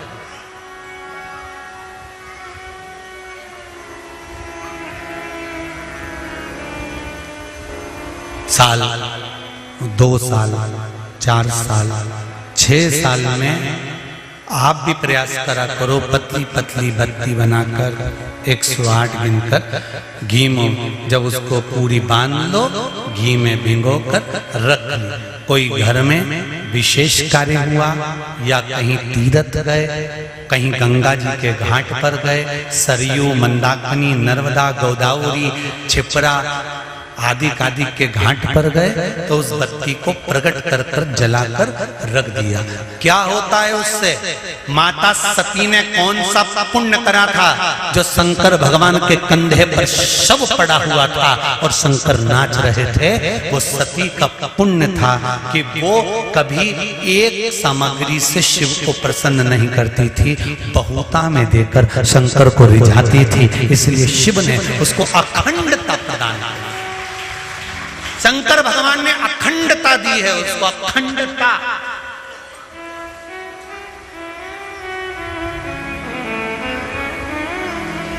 वल्ली देवी ने एक कलश, देवसेना ने एक कलश, भाग विभाजित हो गए थे, भाग विभाजित।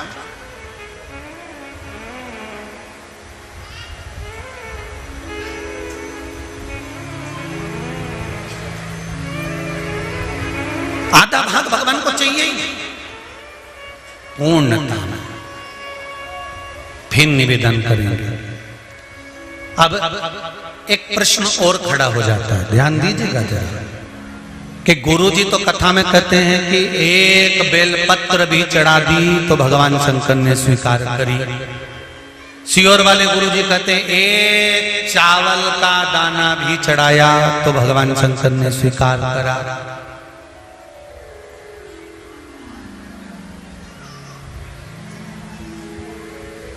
इसका क्या भाव है? इसका क्या भाव? इसका क्या महत्व है? तो वो भी समझ लेना जरा अच्छे से, बहुत ध्यान से समझना जरा। बाती शंकर जी के मंदिर के बाहर लगाई है। कहाँ लगाई है? मंदिर के बाहर। कपड़े दान करे मंदिर के बाहर। पंडित जी जब मंत्र बोलते हैं तो कहते हैं एक बेलपत्रम, एक बेलपत्र मात्र,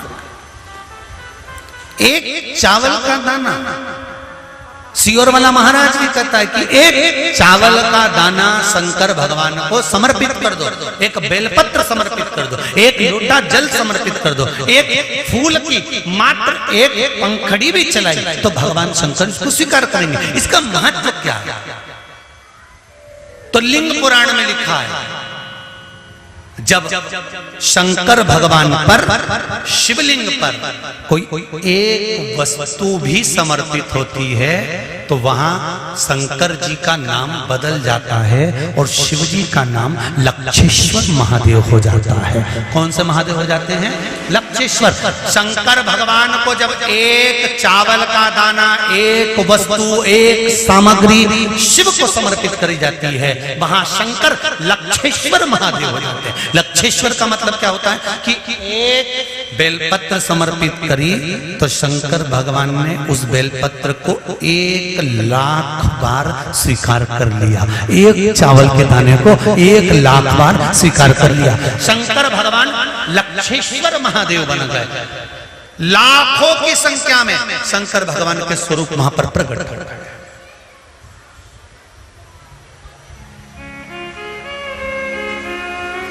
आप में से कितने लोग हैं जो क्षिप्रा नहाए थे? आप में से कितने लोग हैं जो नर्मदा नहाए? आप में से कितने लोग हैं जो गंगा नहाए? आप में से कितने लोग हैं सरयू नहाए? कहीं ना कहीं किसी पवित्र नदी में आप लोगों ने स्नान जरूर करा होगा। बोलो करा कि नहीं करा? जितने लोग कथा सुन रहे हैं उनने भी करा होगा, जितने फेसबुक पर सुन रहे हैं उनने भी करा होगा। किसी ना किसी पवित्र नदी में आपने, हमने, सबने स्नान करा होगा। अब स्नान तो हम कर लिए, उस गंगा नदी में हम नहाए तो गंगा नदी में हमने स्नान करा और स्नान कर कर बाहर निकले तो हमको 1,25,00,000 बार स्नान का पुण्य मिल जाए। उसके लिए क्या करना पड़ेगा? एक डुबकी लगाए हो महाराज और कह रहे हो कि 1,25,00,000 डुबकी का फल चाहिए, तो क्या करोगे? 1,25,00,000 डुबकी का फल पाने के लिए क्या करना पड़ेगा? केवल एक काम, जिस पवित्र नदी का स्नान कर रहे हो उस पवित्र नदी की बालू का, बालू मतलब रेत का, बालू का शिवलिंग का निर्माण करना, उसका पूजन करना, पूजन कर कर जो बत्ती जोड़कर 108 बत्ती बनाई है, पूजन कर कर एक दिए में वो बत्ती, उस जो बालू का शिवलिंग बनाया है, पार्थिव शिवलिंग का निर्माण करा है, जो तुमने किसी गंगा, सरयू, नर्मदा, क्षिप्रा, मंदाकिनी, नर्मदा आदि पवित्र नदियों के तट पर स्नान करते समय तुमने जो शिवलिंग बनाकर पूजन करा है, उसके सामने वो बाती को जला देना, उसी से आरती उतार लेना, वो बाती वहां लगाकर छोड़ देना और छोड़ने के बाद उस शिवलिंग का फिर विसर्जन कर देना। विसर्जन कर कर उसी जल को अपने ऊपर छींट लेना। 1,25,00,000 डुबकी का फल एक ही क्षण में प्राप्त होता है। इसको लक्षेश्वर महादेव कहते हैं।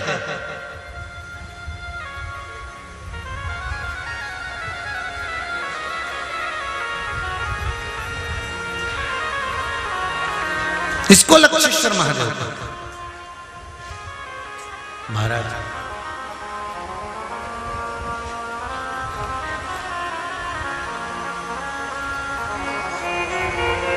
कितना फल है?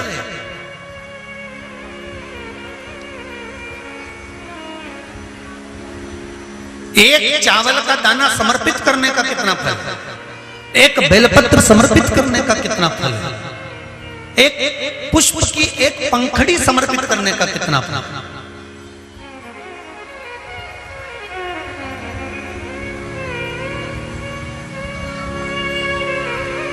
और समझ लो, ब्राह्मण को हम दक्षिणा देते हैं, भांजा भांजी को हम भेंट देते हैं, बहन बेटी को हम कुछ रुपए देते हैं। जिस लिफाफे में रुपए को रख कर दिया जाता है उसमें एक का सिक्का पहले से लगा होता है। बोलो सही है कि गलत है? क्यों? समता में नहीं बढ़ाकर दिया गया, बहुत अधिक कर दिया गया। हमने अगर अधिक कर दिया है तो उसका फल भी हमको अधिकता में प्राप्त हो।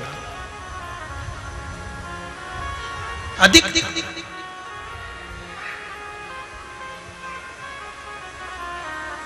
वो तो कहीं कहीं का होता है जो सोच विचार में थोड़ी गड़बड़ी कर सकता है।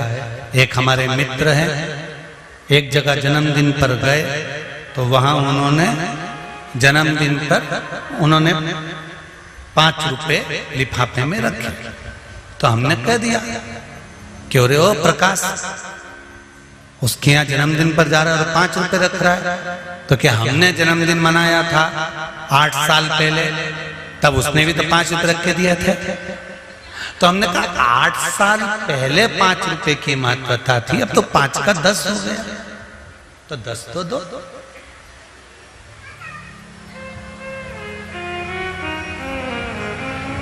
हमारे यहाँ पहला सा नियम था, बहन बेटी जितनी बार आती थी ना, जितनी बार आती थी, घर की बहुएं उसकी झोली में थोड़ा सा चावल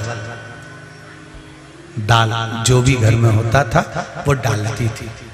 भले वो लेकर नहीं जाती थी, इतना सा दाना पल्लू में बांधा और लेकर चली गई, भले वो वहीं छोड़ गई, पर उसकी झोली कभी खाली कर नहीं भेजते। आप में भी जितने लोग बैठे, ऐसा नियम पहले था। अब आज का जमाना तो बड़ा विचित्र हो गया कि बहन बेटी से आस लगाकर बैठते हैं। जैसे ही आई तो पहले सोचते हैं राखी पे कितने भतीजों के कपड़े लेके आई है, कितने भाई के कपड़े लेकर आई है। अब तो आस लगाकर बैठते हैं कि ये लाई होगी। और भाई और भाभी को बहन से आस नहीं लगाना चाहिए। भाई और भाभी को तो बहन लेकर आए चाहे ना आए, फर्ज हमारा है कि हमारे दरवाजे से हमारी बहन बेटी खाली ना जाए, तो हमारा दरवाजा भी कभी खाली नहीं होता।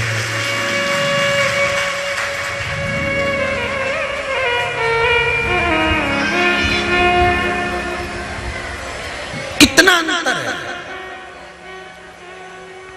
कितना।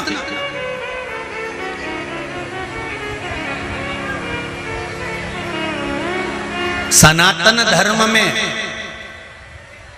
जन्मदिन पर केक काटा जाता है क्या? अरे बोलो जम के, नहीं। सनातन धर्म में जन्मदिन पर केक नहीं काटा जाता। सनातन धर्म और ये आज के जो ये पाश्चात्य पद्धति चल रही है कि पहले काटो फिर बांटो, ये काटो और बांटो, ये सनातन धर्म की पहचान नहीं है। सनातन धर्म काट कर बांटना नहीं जानता, सनातन धर्म जोड़कर बांटना जानता है। पहले जन्मदिन मनता था तो बूंदी छटती थी, नुकती बूंदी, उसके दाने अलग अलग रहते थे। सनातन धर्म के लोग बांध कर बांटते हैं। बूंदी छटती थी, आटा सिकता था, बिखरा रहता था, दूध का छींटा देकर उसको लड्डू बनाकर बांध कर फिर दुनिया के लोगों को बांटा जाता था। सनातन धर्म में जन्मदिन बांध कर बांटते हैं और पाश्चात्य सभ्यता में जन्मदिन काट कर फिर बांटते हैं। हमारा सनातन धर्म काट कर बांटने को नहीं कहता। हमारा सनातन धर्म बांध कर एक तत्व में बांध दो, सबको एक लक्ष्य में बांध दो, एक आनंद में बांध दो और फिर बांध कर उसका दान दो। अर्थात जिंदगी के हर आनंद को बांधने का प्रयास करो और उस आनंद को दूसरों को देने का भी प्रयास करो। दूसरों को शंभु शरणे मांगू घड़ी दुख काटो दया करी निदर्शन दया करी निदर्शन। हमारा सनातन धर्म काट कर बांटने का नहीं कहता, काट कर बांटने का वर्णन नहीं करता। हमारा सनातन धर्म बांधना फिर बांटना, बांधो फिर बांटो।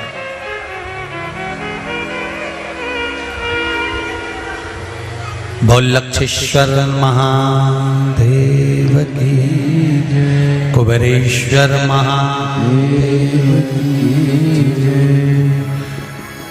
तो माता सती के शव को शंकर भगवान ने अपने कंधे पर उठाया।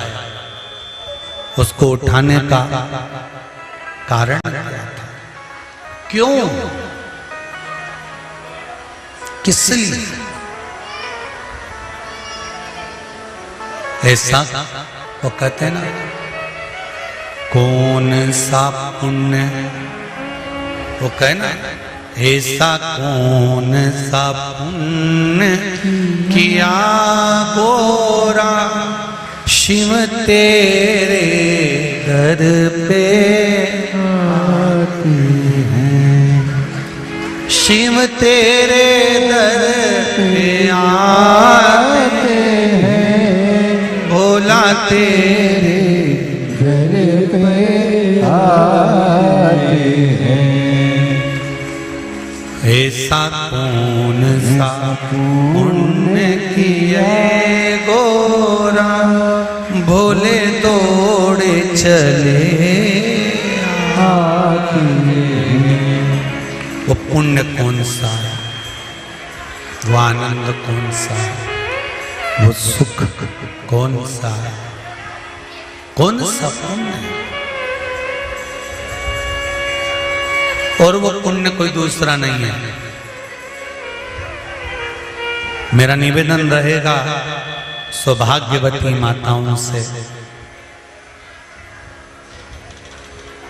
आप शंकर भगवान की जब आराधना करती हैं, शिव जी को जब स्मरण करती हैं, तो बाबा से जब विनती करती हैं कि हमारा सौभाग्य अखंड करना, तब बाबा लक्षेश्वर बनकर आपकी वस्तु को स्वीकार करते हैं।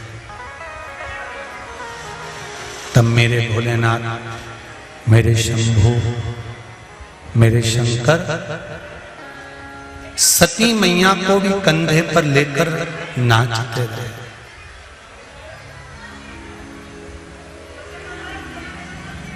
खूब पूजन करी सती मैया, खूब पूजन करी।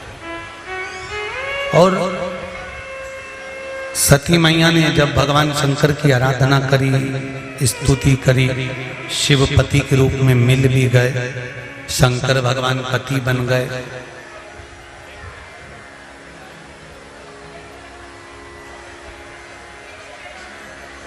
दक्ष प्रजापति का मन नहीं था सती और भगवान शंकर की शादी करने का। हिमालय राज का मन नहीं था माता पार्वती से शंकर भगवान का विवाह करने का।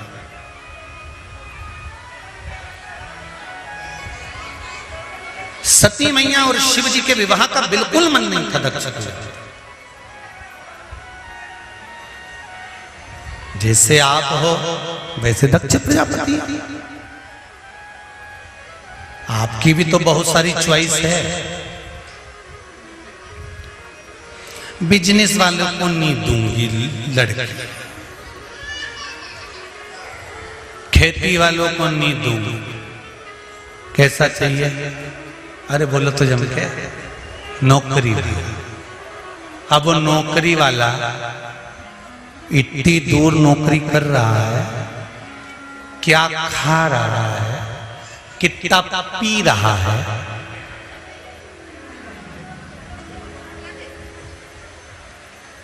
और वहां मोबाइल पर कितनों से बात कर रहा है, तुम्हें मालूम है? अरे बोलो तो जम के, नहीं ना। जो नौकरी कर रहा है उसने अपना चरित्र प्रमाण पत्र नौकरी में लगाया होगा, 500 का नोट कहीं फंसाया होगा, तो चरित्र प्रमाण पत्र कौन सा बुरा बना होगा? बोलो तो जरा जम के। तुम नेट पे सर्च करोगे कि लड़के का चरित्र कैसा है, तो उसमें पहले ही लिखा जाएगा खान पीन शुद्ध है, व्यवहारिक है, किसी से लड़ाई झगड़ा नहीं करता, एकदम बढ़िया है, इसका चरित्र अच्छा है। क्योंकि 500 का नोट फंसाकर प्रमाण पत्र जोरदार बना था। तुमने नेट पे सर्च करा लड़का कैसा है, तो उसने बता दिया कि ये देख लो ऐसा है। अगर नौकरी वाला है तो उसका चरित्र प्रमाण पत्र तुम्हें देखना पड़ेगा, सर्विस वाला है तो प्रमाण पत्र देखना पड़ेगा, धंधे वाला है, बिजनेस वाला है, खेती वाला है, तो पूरे गांव में जाकर किसी से भी पूछिए कि भेरूलाल का छोरा कैसा है, तुरंत बता दिया जाएगा कि ऐसा। प्रमाण नहीं चाहिए।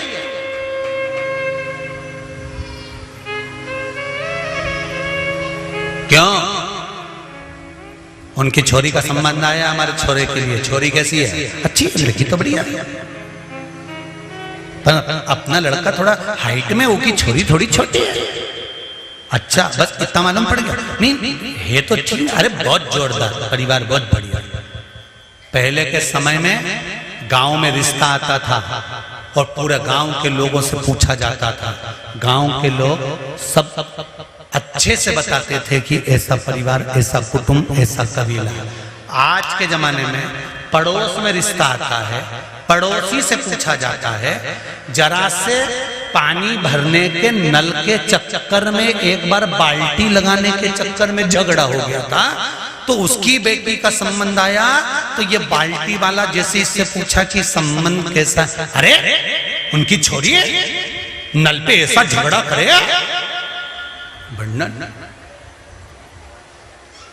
जरा सा तुम्हारे झगड़े के चक्कर में तुमने उसका जीवन बिगाड़ दिया।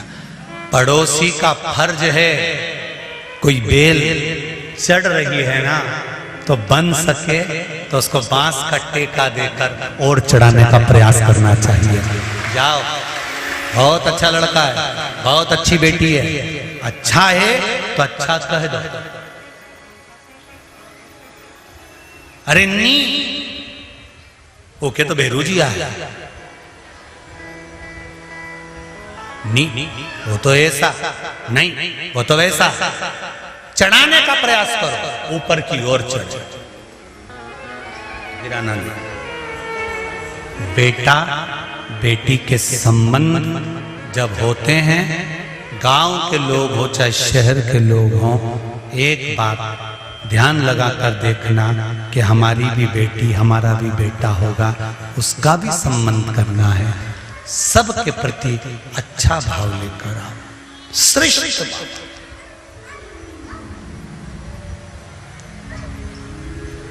श्रेष्ठता का भाव। कैसा है लड़का? सब हमें मालूम है जब तक तो अच्छा था, अब वो बाहर नौकरी कर रहा है, कुछ कह नहीं सकते।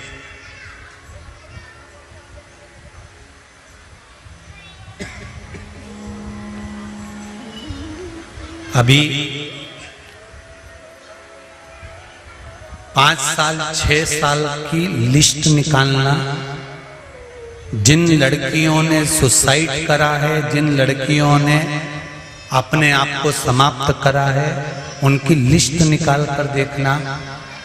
जो व्यापार करने वाले लड़के हैं, जो खेती करने वाले लड़के हैं, धंधा करने वाले लड़के हैं, इनकी धर्मपत्नियों ने सुसाइड नहीं करा।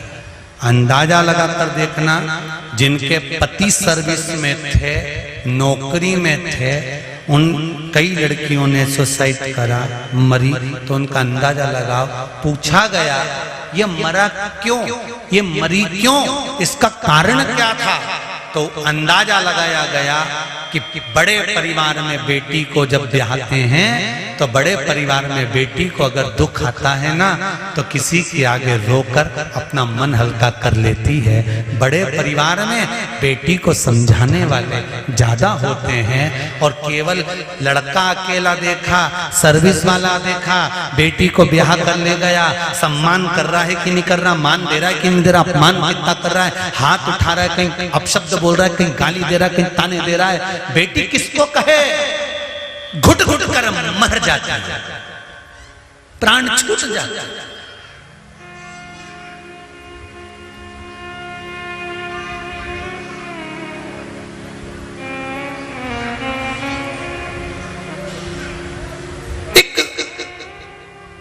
लोगों की सोच बदल गई। सर्विस वाला लड़का चाहिए, नौकरी वाला चाहिए।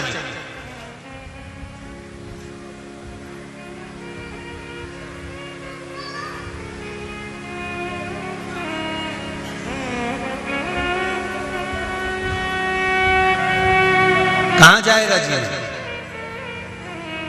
सती मैया शिव जी की आराधना कर रही है। दक्ष प्रजापति ने समझा दिया मैं शंकर के साथ नहीं भी आऊंगा। सती मैया ने कह दिया क्यों, कमी क्या है, शिव में कमी क्या है?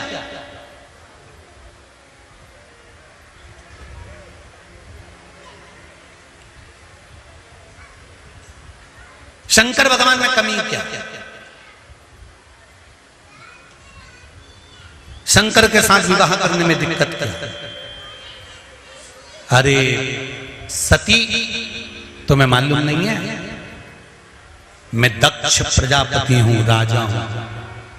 एक राजा अपनी लड़की का विवाह एक राजघराने में करना पसंद करता है। वो शंकर औघड़दानी शिव, जो जिनके तन पर भभूति रमी हुई है, गले में सांप पड़ा हुआ है, कानों में बिच्छू पड़ा हुआ है, सिर पे चंदा धरा हुआ है, मस्तक पे गंगा बह रही है, मृगछाला तन पर पड़ी हुई है, बाघंबर पड़ा हुआ है तन पर, यज्ञोपवीत पड़ा हुआ है तन पर, कोई वस्त्र कोई आभूषण नहीं जिसका, कोई मकान कोई घर नहीं।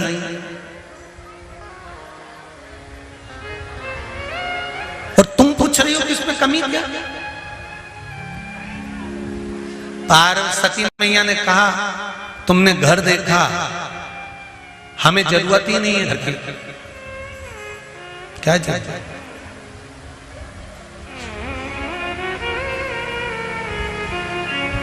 बहुत एक छोरा छोरी गार्डन में बात कर रहे थे। एक बार अपनी शादी तो हो जाए।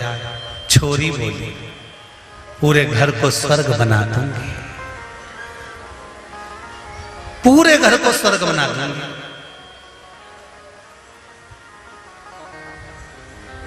एक बार शादी तो हो जाए, मैं पूरे घर को स्वर्ग बना दूंगी। हमने भी पीछे पलट कर देखा, पूरे घर को स्वर्ग बना देगी और घर में रहने वालों को स्वर्गवासी। ये तो विचार, पूरे घर को स्वर्ग बना दूंगी, एक बार शादी तो हो जाए। अब जो इतनी बड़ी बड़ी बात कहे कि पूरे घर को स्वर्ग बना दूंगी, घर में 25 मेहमान आ जाएं और इससे कहा जाए कि 25 मेहमानों का भोजन बना दे, बना देगी? घर की मां को निकलकर बाहर आना पड़ेगा। ये तो आराम से 7:30 बजे जगदम्बा उठेगी, भेरू को जगाएगी। तो मम्मी ने चाय बना दी हो तो लिया, और ये भेरू गया चाय भी लिया आया, और हाथ जोड़ के केले ओ कात्यायनी, हाथ जोड़ के गच्छ।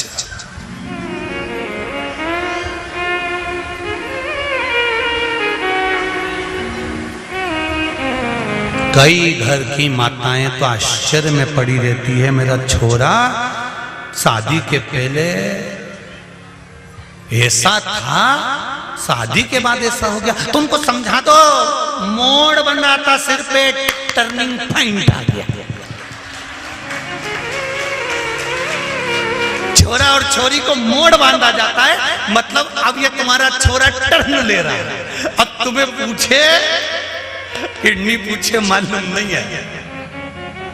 एक गाना भी बना है, कैसे किसी ने गाया, मैं चला गड्डी लेके, क्या है आगे,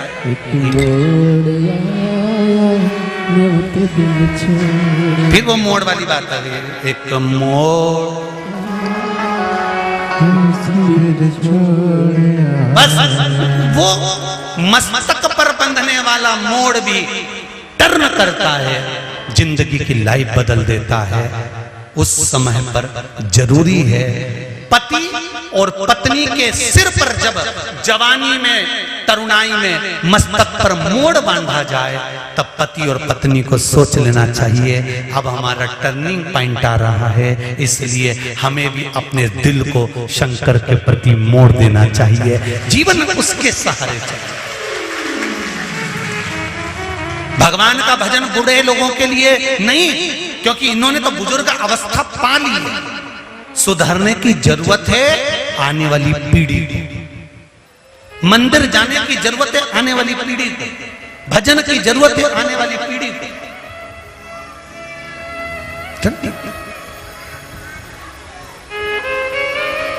क्या है शिव? कई लोग कहेंगे शंकर में ऐसा क्या है? हमने तो पूरी शिवपुराण पढ़ ली, हम तो घर में गीता प्रेस गोरखपुर की शिवपुराण लेकर आए, महाराज इतनी सारी बात बताता है, उसमें तो इतनी बात तो मिलती नहीं है, हम तो ढूंढ ढूंढ के थक गए। हमने तो उस पुराण में भी पढ़ा था। शिव तत्व को जानो तो। अभी शंकर को जाना कहाँ है आपने और हमने? ना जाने कितने जन्म निकल जाएंगे तो भी नहीं जान पाएंगे।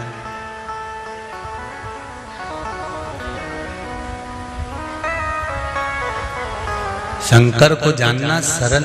कई लोग कहेंगे बताओ, ना जाने कहाँ कहाँ की कथा बाज दे, ना जाने कहाँ की कथा है, बताओ क्या भाव, दिल के हृदय के भाव। एक बेलपत्र, एक चावल का दाना, एक पुष्प, एक लोटा जल जीवन की सार्थकता है। श्रावण महीने की 9वीं तिथि, कौन सी तिथि? 9वीं, चाहे शुक्ल पक्ष की हो चाहे कृष्ण पक्ष की। 7 दुर्वा, कितनी दुर्वा? 7 दुर्वा अशोक सुंदरी वाली जगह पर चढ़ाकर, शंकर भगवान के ऊपर चढ़ाकर, गणेश जी के चरणारविंद को लगाकर उसको लेकर आना है। हाटकेश्वर महादेव का स्मरण करो। कौन से महादेव? हाटकेश्वर महादेव। उसको लेकर आइए। उदर में, पेट में रोग हो, बीमारी हो, बहुत ज्यादा तकलीफ हो रही हो, शरीर के अंतर्गत एसिडिटी रहती हो या पेट के अंतर्गत कोई ना कोई बीमारी बनी ही रहती हो, उसको भादो के महीने में, कौन से महीने में? भादो के महीने में किसी भी दिन सुबह के समय जब आप वो दुर्वा लेकर आए, 5 दिन, 6 दिन, 7 दिन में एक एक कर कर खाली पेट उसको चबा चबा कर खा लो और पानी पी लीजिए। करना पड़ेगा श्रावण महीने में, खाना पड़ेगी भादो में। चतुर्मास में चारों महीनों का बड़ा बड़ा महत्व है। कभी आपको एक स्मरण रहा हो कि जिस नारी के, स्त्री के रजोधर्म से जुड़ी हुई या पुरुष वर्ग में भी कहीं ना कहीं किसी ना किसी रूप में इस उदर से लेकर एड़ी तक के बीच में जो भी तकलीफें होती हैं उससे जुड़े हुए के लिए भी सावन के महीने में एक प्रयोग आता है। उसको कर लेने से संपूर्ण जीवन समय में ये नाभि कोश से लेकर एड़ी तक के बीच में कभी तकलीफ हो ही नहीं सकती। और वो जल शंकर भगवान को शूलपाणेश्वर महादेव के नाम से चढ़ाया जाता है। कौन से महादेव के नाम से? शूलपाणेश्वर महादेव। शूलपाणेश्वर, उसका भी स्थान है कि वो जल कहां चढ़ता है। तो पहले तो 9वीं तिथि का दुर्वा प्रयोग, भगवान शंकर को समर्पित करते हुए, अशोक सुंदरी वाली जगह पर समर्पित करते हुए श्री गणेश जी महाराज को कहकर, आपको याद होगा जिस समय पर श्री गणेश जी महाराज कुबेर जी महाराज के घर में भोजन करने गए थे, सारा अन्न भगवान गणेश जी पा गए थे, तब शंकर भगवान ने दुर्वा भेजी थी। ये दुर्वा जब गणेश जी को भेजी गई थी तो वो औषधि के लिए भेजी गई थी कि गणेश जी ने ज्यादा पा लिया है तो शरीर में रोग ना हो जाए, पेट में कोई रोग ना हो जाए। तब शिव जी ने भेजी थी अशोक सुंदरी के माध्यम से। इस दुर्वा का प्रभाव रोग मुक्ति के लिए किया जाए। रोग दुर्वा महाराज। सती मैया कहती है शिव में क्या नहीं है, शंकर में क्या चीज की कमी है, आप बताओ कि शिव में कमी क्या कमी है शंकर भगवान। कोई कहते हैं, कई लोग कहते हैं कि शंकर भगवान तो रुद्रदेव है, उनको तो क्रोध जल्दी आता है। हम कहते हैं किसको नहीं आता क्रोध, क्रोध किसको नहीं आता। एक चीटा निकल कर जा रहा है, तुम उसका रास्ता बार बार रोको, बार बार रोको, बार बार रोको, बार बार रोको, चीटा तुम्हारे पांव में खा जाएगा। मच्छर, उसको भी क्रोध आ रहा है। खटमल, जरा सा दबा, क्रोध आ गया। एक कीड़ा तुम्हारे पांव में दबा, क्रोध आ गया, उसने तुम्हारे पांव में काट लिया। एक मक्खी तुम्हारे कपड़े में दब गई, तो वो मक्खी को क्रोध नहीं आता, पर मक्खी कपड़े में दब गई, दबी हुई थी, बहुत देर से निकलने का प्रयास कर रही थी, नहीं निकल पाई, तुम्हारे शरीर को काट लिया, काटा, तुमने साड़ी झटकी, मक्खी निकल कर भाग गई। क्रोध किसको नहीं आता। एक बेल, उसको भी क्रोध आता है। गौ माता, उसको भी क्रोध आता है। क्रोध किसको नहीं आता। संसार में कौन है जिसको क्रोध नहीं आया।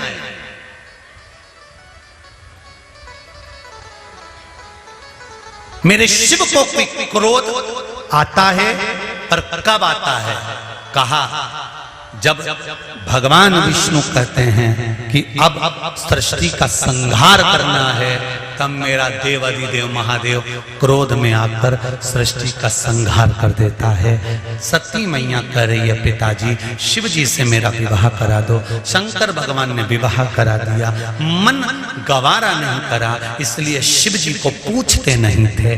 कई संसार में कई लोग ऐसे हैं जो शंकर भगवान की आज भी निंदा करते हैं। संसार में कई लोग, और दूर नहीं तुम्हारे अड़ोसी पड़ोसी में भी कई लोग ऐसे होंगे, तो मंदिर जाओगे तो भी निंदा कर देंगे। ये चली शिव जी की भक्तन, ये चली शंकर जी के मंदिर। कई लोग ऐसे होंगे जो अपशब्द कर देंगे, शंकर जी में क्या रखा है, क्यों वो सियोर वाले के चक्कर में पड़े हो, क्यों ऐसा कर रहे हो, क्यों वैसा कर रहे हो। उसको तो कथा तक नहीं आती, दिन भर बैठ के उपाय बताते रहता है, टोट के बताता रहता है, तो भी तुम मुंह से कही देती हो।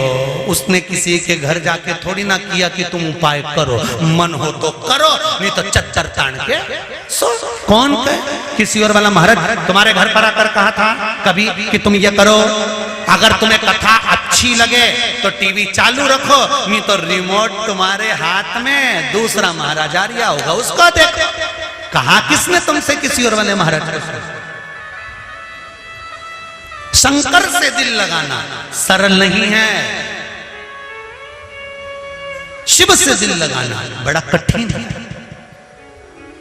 मैं विवाह करूंगी तो शंकर से करा विवाह। दक्ष प्रजापति को अच्छा नहीं लगा, अच्छा नहीं लगा, समय आया सती मैया यज्ञ अग्नि में कूद कर प्राणों को त्याग दी। हिमालय राज के यहाँ पार्वती बनकर प्रगटी। माता पार्वती का विवाह शंकर भगवान के साथ हो रहा है। सावन के प्रत्येक सोमवार, सावन के महीने में शिव जी की कुबेरेश्वर बाबा की आरती होती है। 5 बजे शंकर भगवान की कुबेरेश्वर धाम की आरती रहेगी। आप लोग भी बड़े आनंद से शंकर भगवान की कुबेरेश्वर धाम की आरती का आनंद लेकर जाना। और 5 बजे आरती का क्रम रहेगा। बड़े भाव और भक्ति से आनंद के साथ कुबेरेश्वर बाबा के सुंदर मंगलमय भगवान शिव और पार्वती के विवाह का दर्शन अपन कर रहे हैं। सुंदर जयमाला भगवान शंकर और पार्वती की होगी। जोरदार ताली बजाएं, स्वागत करें शिव और पार्वती के मंगल विवाह का। पार्वती मैया शंकर भगवान के गले में जयमाला दे रही हैं। जोरदार ताली बजाएं। हर हर शंकर भगवान पार्वती मैया के गले में जयमाला पहना रहे हैं। भाव भक्ति से सुंदर आनंद करते हुए दोनों जजमान आकर कन्यादान करेंगे। आप सब लोग बड़े भाव से आनंद से कल श्रावण शिव महापुराण की कथा को आगे बढ़ाएंगे और अग्रणी रहेंगे। हर हर महा